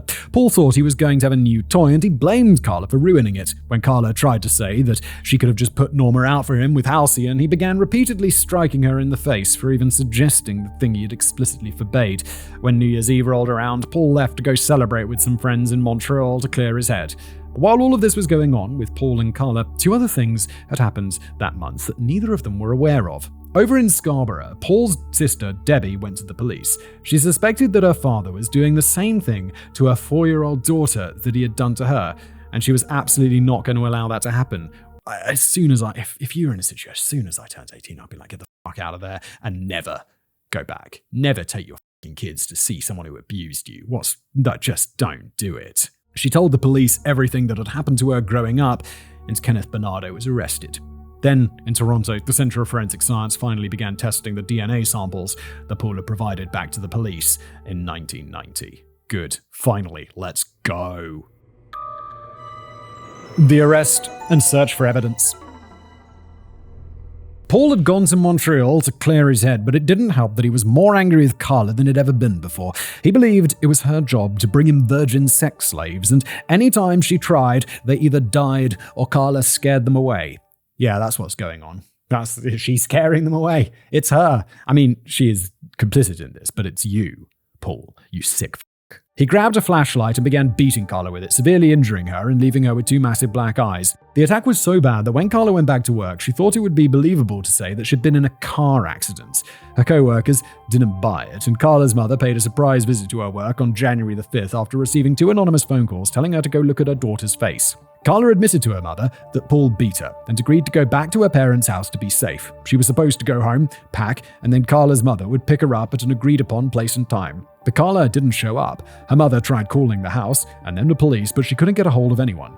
At around 9:30 p.m., she tried calling the house again, and Paul answered the phone. He put Karla on the line, and Karla told her mother that she was fine and to just go home and let it go. Her mother went home, but she absolutely didn't let it go. Her parents both came back the next day and happened to arrive when Karla was home alone.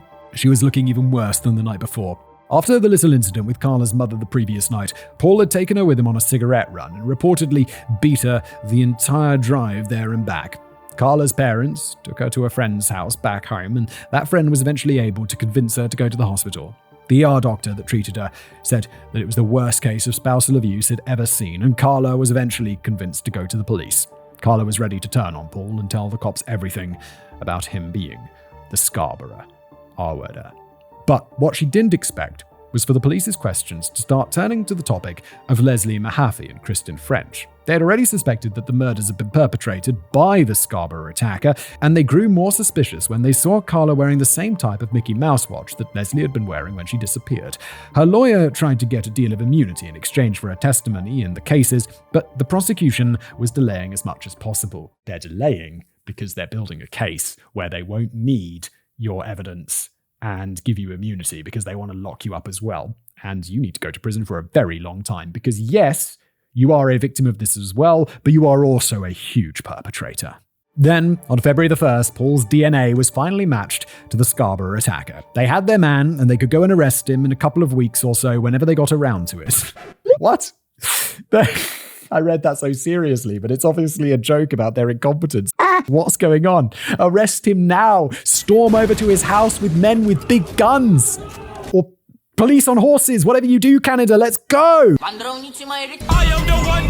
To be fair, this time the police actually had a good reason for something they did. The DNA evidence for Paul as the Scarborough attacker was airtight, but the evidence connecting him to the murders was flimsy at best. They needed something more concrete, and they were trying not to rely on Karla. She was portraying herself as being just as much of a victim as any of the other girls, the compliant victim of a sadistic, abusive partner who would beat her if she ever stepped out of line. But the prosecution wasn't fully convinced. Good. They thought that she had been more involved than she had let on, so they wanted to avoid a deal until they were sure they had no other evidence. By leaving Paul free, it allowed them to place him under 24-hour surveillance and get a warrant to tap his phones. They wanted to catch him in the act to build a stronger case, but Paul wasn't doing much of anything at that point. He was just spending his days popping pills, getting drunk, and calling Karla to beg her to come home.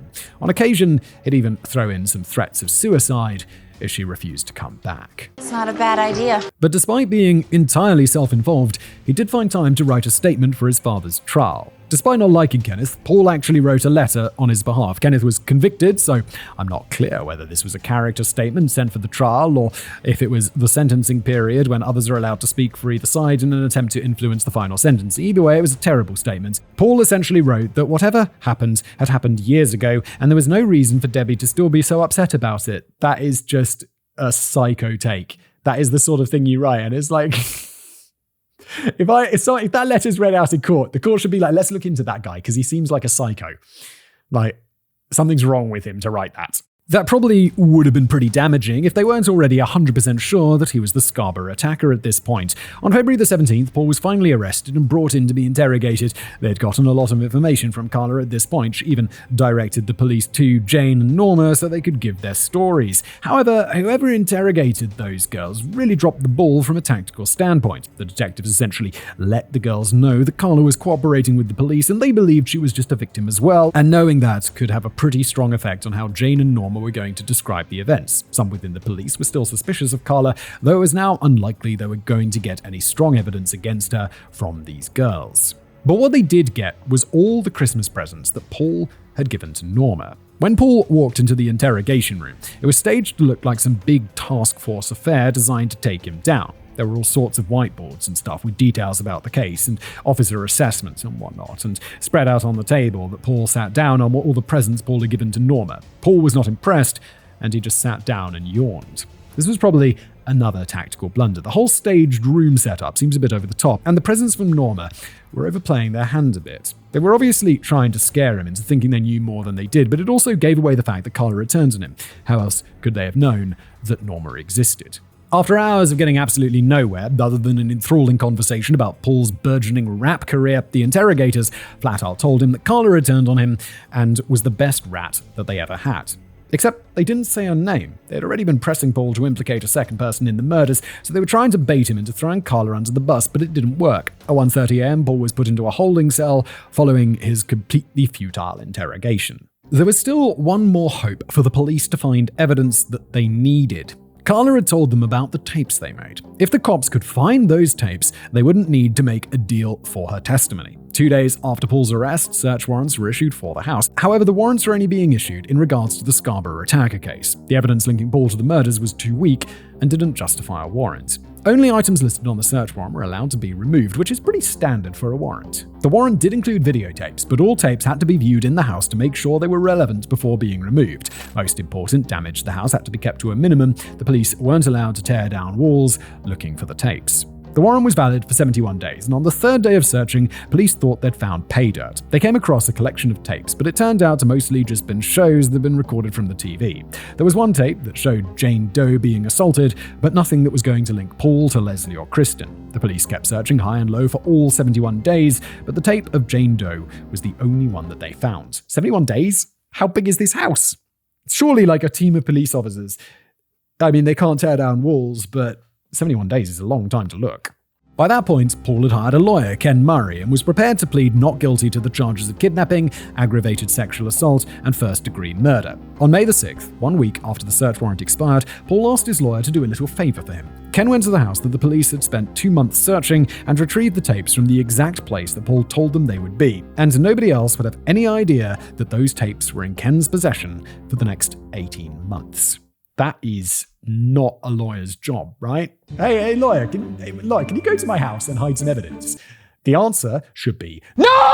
Right? With no tapes and lack of substantial evidence, the prosecution needed to secure Karla's testimony if they were going to convict Paul for the murders of Leslie and Kristen. They offered her an extremely generous deal in which she would plead guilty to 2 counts of manslaughter and serve 12 years in prison in exchange for her testimony. They also made the unusual move of putting a publication ban in place for both the trial and the plea deal. They claimed it was so that Paul could get a fair trial, but they really just didn't want anyone to know what was happening. But the publication bans in Ontario weren't binding in the United States, and news began coming in from New York. There was also a fledgling internet at this point, with details being spread all over Usenet news groups. When the public found out about what was happening, their first response was confusion over Karla's sentence. Yeah, these we call them injunctions in the UK, where it's like the person who's being like dragged through the papers or whatever will go to the courts and attempt to get an injunction to stop the papers publishing them. And there's been a few famous examples of this where some famous celebrity or whatever has had an affair with like multiple people and they've successfully got an injunction in the UK. So there's nothing in the UK presses about this scandal. But then you go to like CNN.com or whatever and it's like plastered all over the front page. You're like, why isn't this being covered in the UK? And it's like, because we don't really have freedom of the press. It's really bad. The UK for freedom of the press is weak. It's so weak. Or I should say the right to privacy and the ease of getting injunctions it's less than it was back a couple of decades or 10 years ago, but it's still it's way too much. Or when the public found out what was happening, their first response was confusion over Karla's sentence. If this is your first exposure to this case, you may be confused why Karla still received 12 years as part of a deal if she was just another victim of Paul's who was coerced and beaten into aiding him in his crimes. Up until this point, I've tried to only let you know as much as the public would have known at the time, though you actually already know considerably more than they did. Okay, so I think she's complicit in this, and Kevin's just basically saying that she's going to be a lot more complicit than he's let on so far, right? Karla was being portrayed as a victim and an unwilling accomplice, partly because many of those involved in the case believed it to be true, and partly out of necessity. She was their main evidence against Paul, so she needed to be a credible witness. Even though some of those involved, including her lawyer, felt that there was more to the story than she was revealing, they needed her testimony to be able to hold up in court to convict Paul. The only thing that could impeach Karla's testimony was Ken Murray and the tapes. But Ken wasn't an experienced criminal lawyer, nor was his co-counsel. He was in way over his head, and with Paul trying to convince him to destroy the tapes, it was all just too much. Ken met with a much more experienced criminal lawyer, John Rosen, to offer him the case. John was well known for his ability to get clients off completely or get them dramatically reduced sentences, so he seemed like the perfect person to go to. John was a bit hesitant about the offer. Sure, it was a high-profile case that would only add to his notable reputation, but why did Ken really want to stop defending Paul? Ken had told John about the tapes in his possession, but not what was on them. That obviously couldn't happen until John was officially signed on as Paul's lawyer. The only hint as to why Ken wanted that came out in the form of a phone call from one of John's friends. The friend was a fellow lawyer who'd coincidentally been contacted by Ken to represent him. When a lawyer wants to not only drop his client but needs to hire his own lawyer, that's a bad sign. John's friend obviously couldn't go into details, but he said that Ken had hired him over an ethics issue. You know, the ethics of withholding vital evidence from police for a full year and a half. Against the advice of family, friends, and the partners at his law firm, John decided to take the case for one simple reason. He needed to know what it was Ken knew that had him in such a state. After meeting with Ken and Paul in jail, John was officially made his counsel, and Ken handed the tapes over to him. Paul had wanted to destroy the tapes, and Ken wanted to use them to impeach Karla's testimony, but after seeing what was on those tapes, the only thing John wanted to do was cry. He immediately handed them over to the police, and the truth came out as public perception took a sudden and dramatic turn. People have been asking how the victim of an assaulter and a murderer could be forced to spend 12 years in jail for testifying against a monster. But now the tapes were out of Ken's possession, they instead wanted to know why Karla wasn't going to die in prison where she belonged. The plea bargain came to be known as the deal with the devil, and it is one of, if not the most controversial plea deal in Canada's legal history. The deal with the devil. Karla had a much more ordinary upbringing than Paul did, though that's an awfully low bar to be clear. Her father, Carol, was a travelling salesman and an alcoholic, and when he drank, he would become verbally abusive, especially towards Karla's mother, Dorothy. Whenever they got into arguments, the three daughters would comfort each other, and often hid in the basement. Karla was born with severe asthma and spent a lot of time in hospital at an early age, though it's largely believed not to have affected her development. Even as a child, she was obsessive and controlling, spending an immense amount of time on her appearance from an early age. If friends came to play with their dolls or something, Karla had to control every aspect of what they were doing. If her friends were playing wrong, then playtime was over and they could leave. She was also an exceptionally bright student. Paul had done well in school, but Karla was definitely his intellectual superior. She had a borderline genius IQ and loved to read and learn. Teachers loved her, and in fact, everyone loved her. But she didn't love them. Karla was regarded as being extremely moody, with people never sure which version was going to show up each day.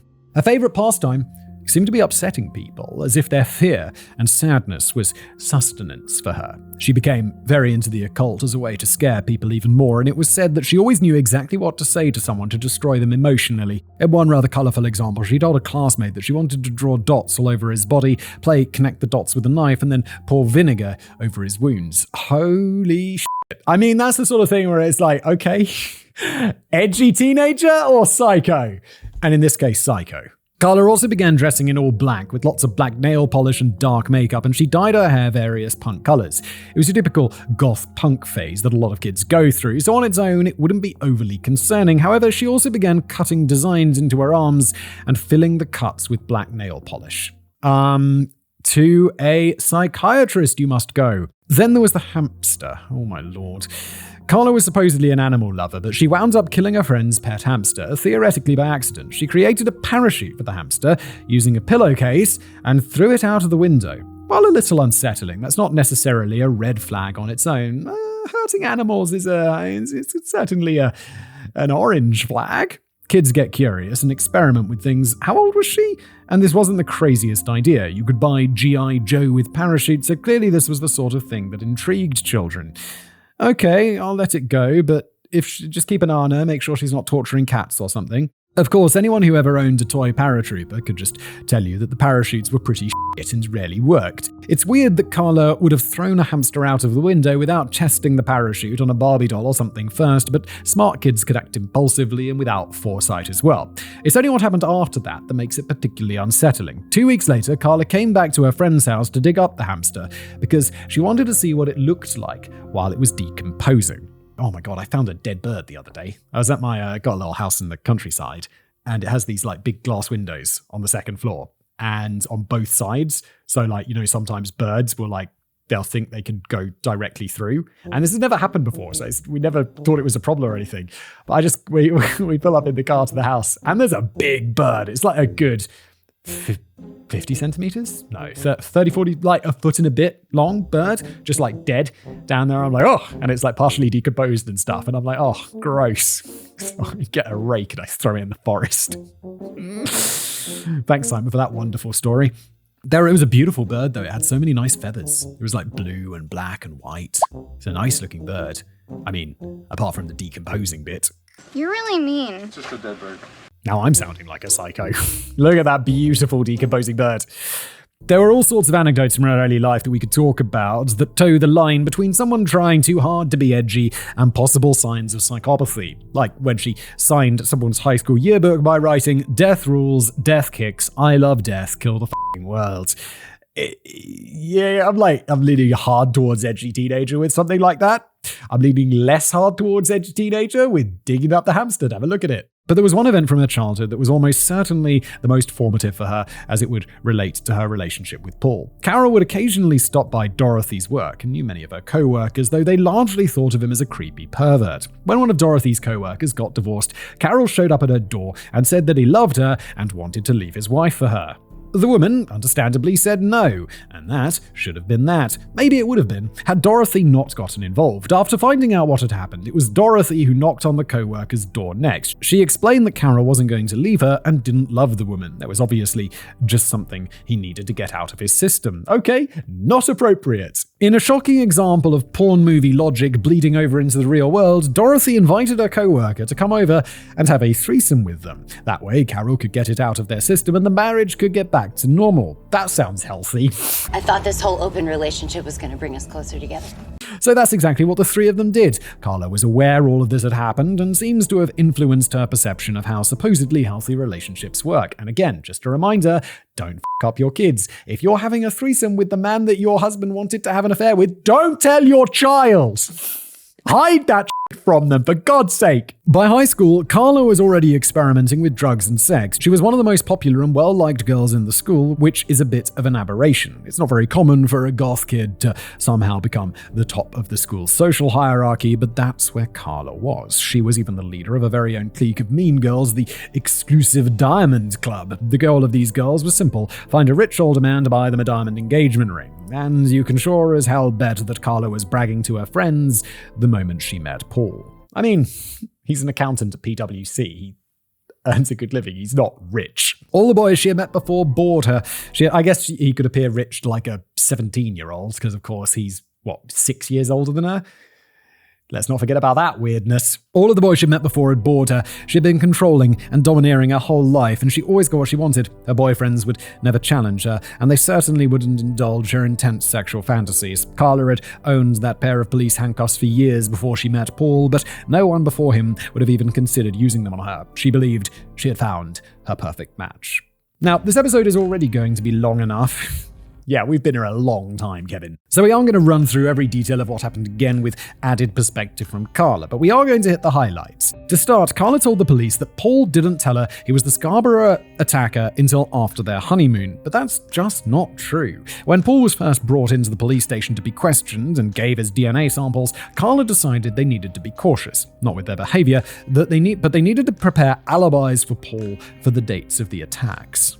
The couple went to the library to look up the dates of his attacks in the archive newspapers, and they began making a list of all the dates that they'd need to come up with alibis for. While they were doing that, Karla realized that they needed to pick up some things from the store, so she wrote down a grocery list on the same piece of paper that had all of the dates of the Scarborough attacker attacks. Not only was this evidence that Karla was aware that Paul was the attacker for most of their relationship, but one could argue her decision to write both lists on the same paper showed that she found them equally mundane. Oh, yeah, I wouldn't have thought about that. I just think it's sloppy. There was also the victim from the parking garage, the one whose testimony the police largely disregarded. The reason that the police didn't think the victim's statement made any sense is because she thought she saw another person there. In the shadows behind her attacker, the victim swore she saw a blonde woman holding a video camera. The 14-year-old girl who was up early to practice rowing had also been distracted by a blonde woman driving by and waving at her. Oh, these things are tied together. Oh, I see. Karla's friends were right as well when they suspected that Paul was putting something in their drinks. Karla had already started formulating her plan, so she gave Paul crushed up halcyon to put in her friend's drinks so she could see how much it would take to knock somebody out. And of course, then there was Tammy, Leslie, Jane, Kristen, and Norma. Karla didn't seem to care if Paul used other girls as toys. She actually seemed to enjoy it. There were only two things she hated: Paul doing it behind her back instead of including her, and the idea that one of these girls would steal Paul from her. Some people believe that either knowingly or subconsciously, Karla killed Tammy intentionally. She knew how dangerous the halothane was, but she put it right against Tammy's face. And when she called 911, she already was more worried about destroying evidence than about the safety of her sister. Karla was speaking to the 911 operator when she poured the halothane down the drain and disposed of the remaining halcyon. If you recall, when the police officer was speaking to Paul, Karla and Laurie got the call from the hospital that Tammy had died. Laurie ran upstairs crying, and the officer went to console her. But what was Karla doing? Was she in tears over the loss of her youngest sister, or trying to be there for her older sister? No.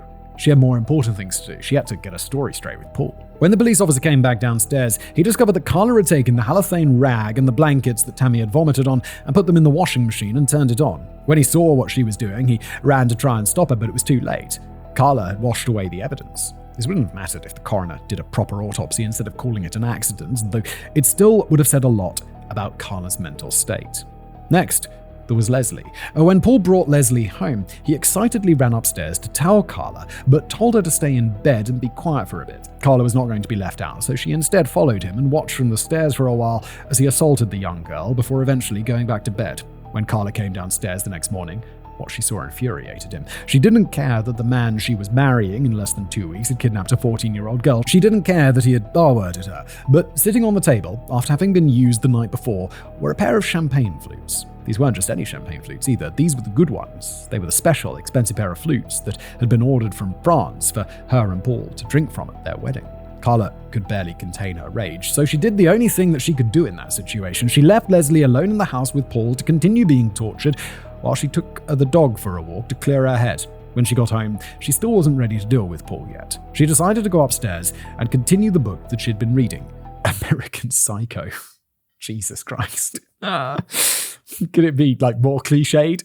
Because of the way they disposed of Leslie's body, there was never any way to determine her actual cause of death. According to Karla, Paul choked her with a black electric cord.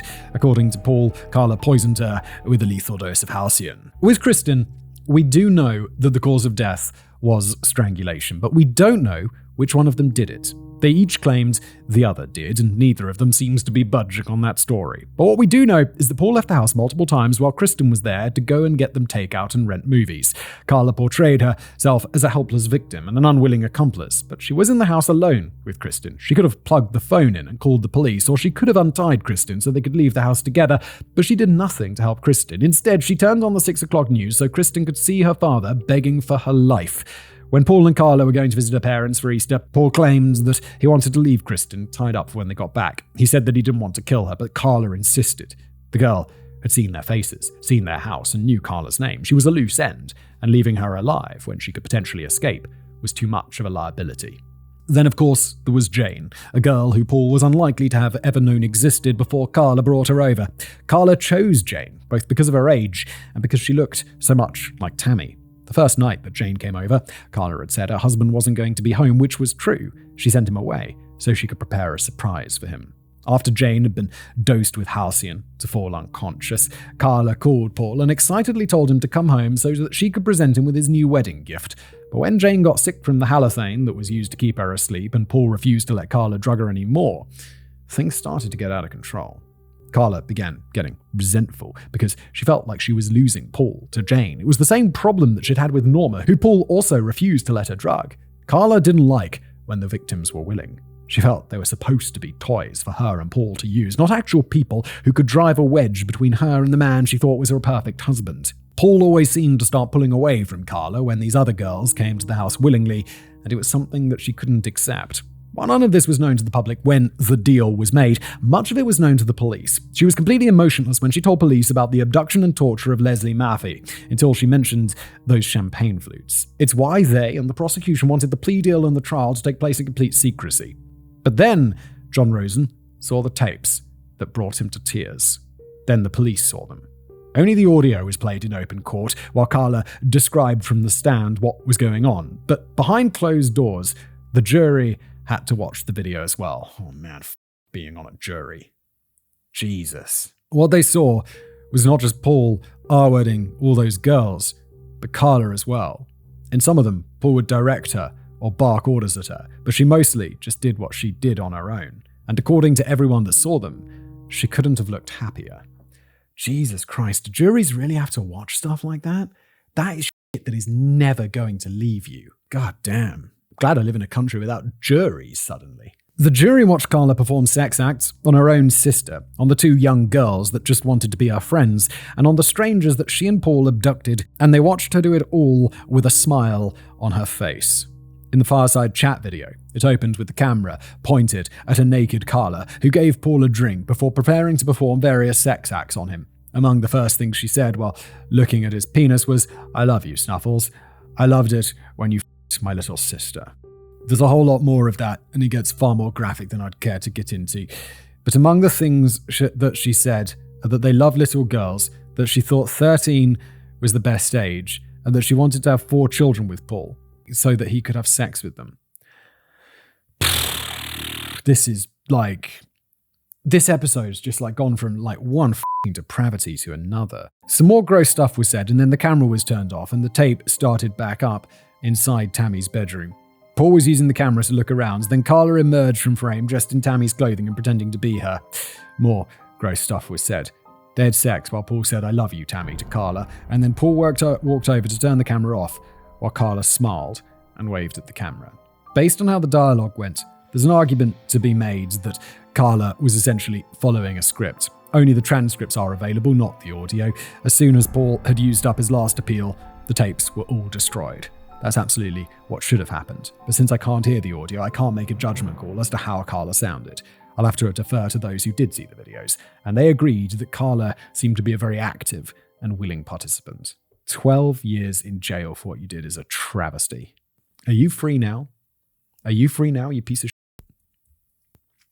In my opinion. The open question. There are a few commonly debated questions surrounding this case, since the full truth of what happened is still unknown. The first question that always comes up, which is pointless to debate, is which one of them was worse. This is unnecessary. You don't need to debate which one of them is worse. Unless you're firmly of the belief that everything Karla did was the result of her continued abuse, which I am not, me neither, then it doesn't matter who's worse because they're both f***ing horrible and they absolutely deserve to die in jail. Agreed, Kevin. Couldn't agree more. The somewhat more interesting question is who actually killed Leslie and Kristen, and would Paul and Karla have still become murderers if they'd never met each other? They were both clearly disturbed, but they seemed to feed off one another, bringing out the worst in each other. If they never met, would either or both of them have ended up killing? I think the easier question to answer is Paul. Without Karla, I don't believe Paul would have killed anyone. He was a brutal, sadistic R-worder, but when Karla wasn't involved, he always let his victims go. Even the one victim he stabbed was something that didn't happen until after he met Karla. He was brazen in his crimes, never hiding his face, and when he brought the hitchhiker home to assault her, he dropped her off afterwards. Obviously, I know that crimes can have a tendency to escalate, and there's a strong chance that eventually this would have not been enough for Paul. Given enough time, it's possible his crimes may have escalated to murder, but he was never going to get that time. He had spent years being careless, and despite all of their blunders, their police were still going to get the DNA results back when they did, and arrest him. Yeah, and I think, there's a clear, crimes escalate, but here there's a clear inciting factor. Karla.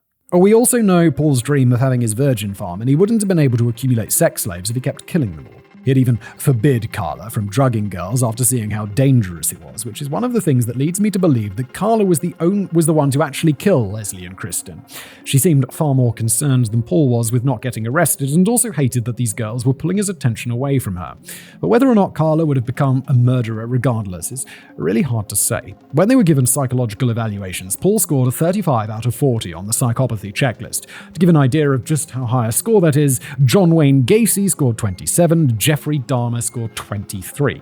Paul was a full-on clinical psychopath, but Karla only scored a 5 out of 40. She was considered a malignant narcissist, but doctors also said she was a diagnostic mystery. Yeah, because she's smart.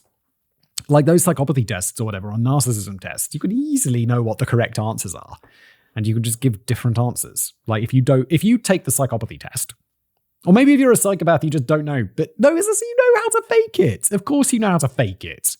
Countless experts have examined Karla, and no one can come up with an answer. She's able to present herself as a typical functioning person, but there's a giant black hole inside her where a sense of morality should be. When she gave the police a tour of her house, detailing the events that took place during the kidnappings, Karla kept getting distracted. In one sentence, she'd say how this is the spot where Paul performed some awful act of torture upon Leslie, and in the next sentence, she'd ask the police if they would be careful not to damage her furniture. With no accepted diagnosis for Karla, it's difficult to predict what she may have done without Paul in the picture. It's been proposed that she has hybristophilia, also known as Bonnie and Clyde syndrome, in which someone is attracted to people who display dark triad personality traits. If this proposed explanation for Karla is the case, and indeed many of the possible explanations for Karla's behavior, it's possible that if it wasn't Paul for whom she did these things, it would have been someone else. Aftermath. On September 1st, 1995, Paul was convicted on numerous charges. He was sentenced to life in prison without parole for at least 25 years, but he was designated as a dangerous offender, making it unlikely he'll ever be let out. Excellent. He first became eligible for parole in 2018, but his request was denied. Excellent. His second application in 2021 was also denied. Brilliant. There's no reason to believe any future requests for parole are going to have a different result, and at least one of the monsters in today's episode will rot in prison where he belongs. Paul's former attorney, Ken Murray, was charged with obstruction of justice for concealing the tapes for so long. He was acquitted in 2000, though the case raised a lot of ethical questions about Canada's legal system. Yeah, dude, you can't just go and grab the tapes for your client, surely. Although apparently he was acquitted, so that's okay? While the acquittal was surprising to many, it wasn't really a bad ruling for reasons that are way more technical than we need to get into. Oh, okay, so maybe you can. I don't know, I'm not an expert. Fine. And then, of course, there's Karla. She served 10 years of her sentence in a maximum security prison, with a couple of years in the middle being spent in medium security. While in prison, she entered into a relationship with a fellow inmate who was a serial killer, learned to speak French, and obtained a bachelor's degree in psychology.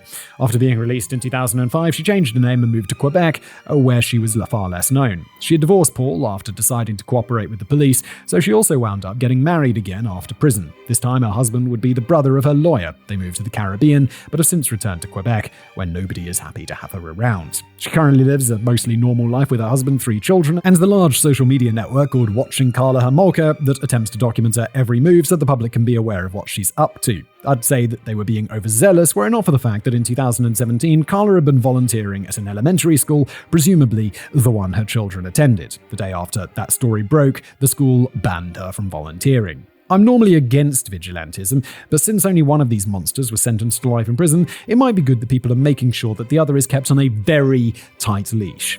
The only problem is that that's exactly what she's into. Oh, Kevin, you ended the episode like that, you really did. God, we've been here a long time. This has been one despicable, horrible thing into another, and my mind feels scarred. I'm not as scarred as those jury members, though, I had to watch those videos. That's just something I never want to think about again, and I'm going to go have my lunch and try not to do that. Think about that ever again. Thanks for watching or listening, and I'll see you next time.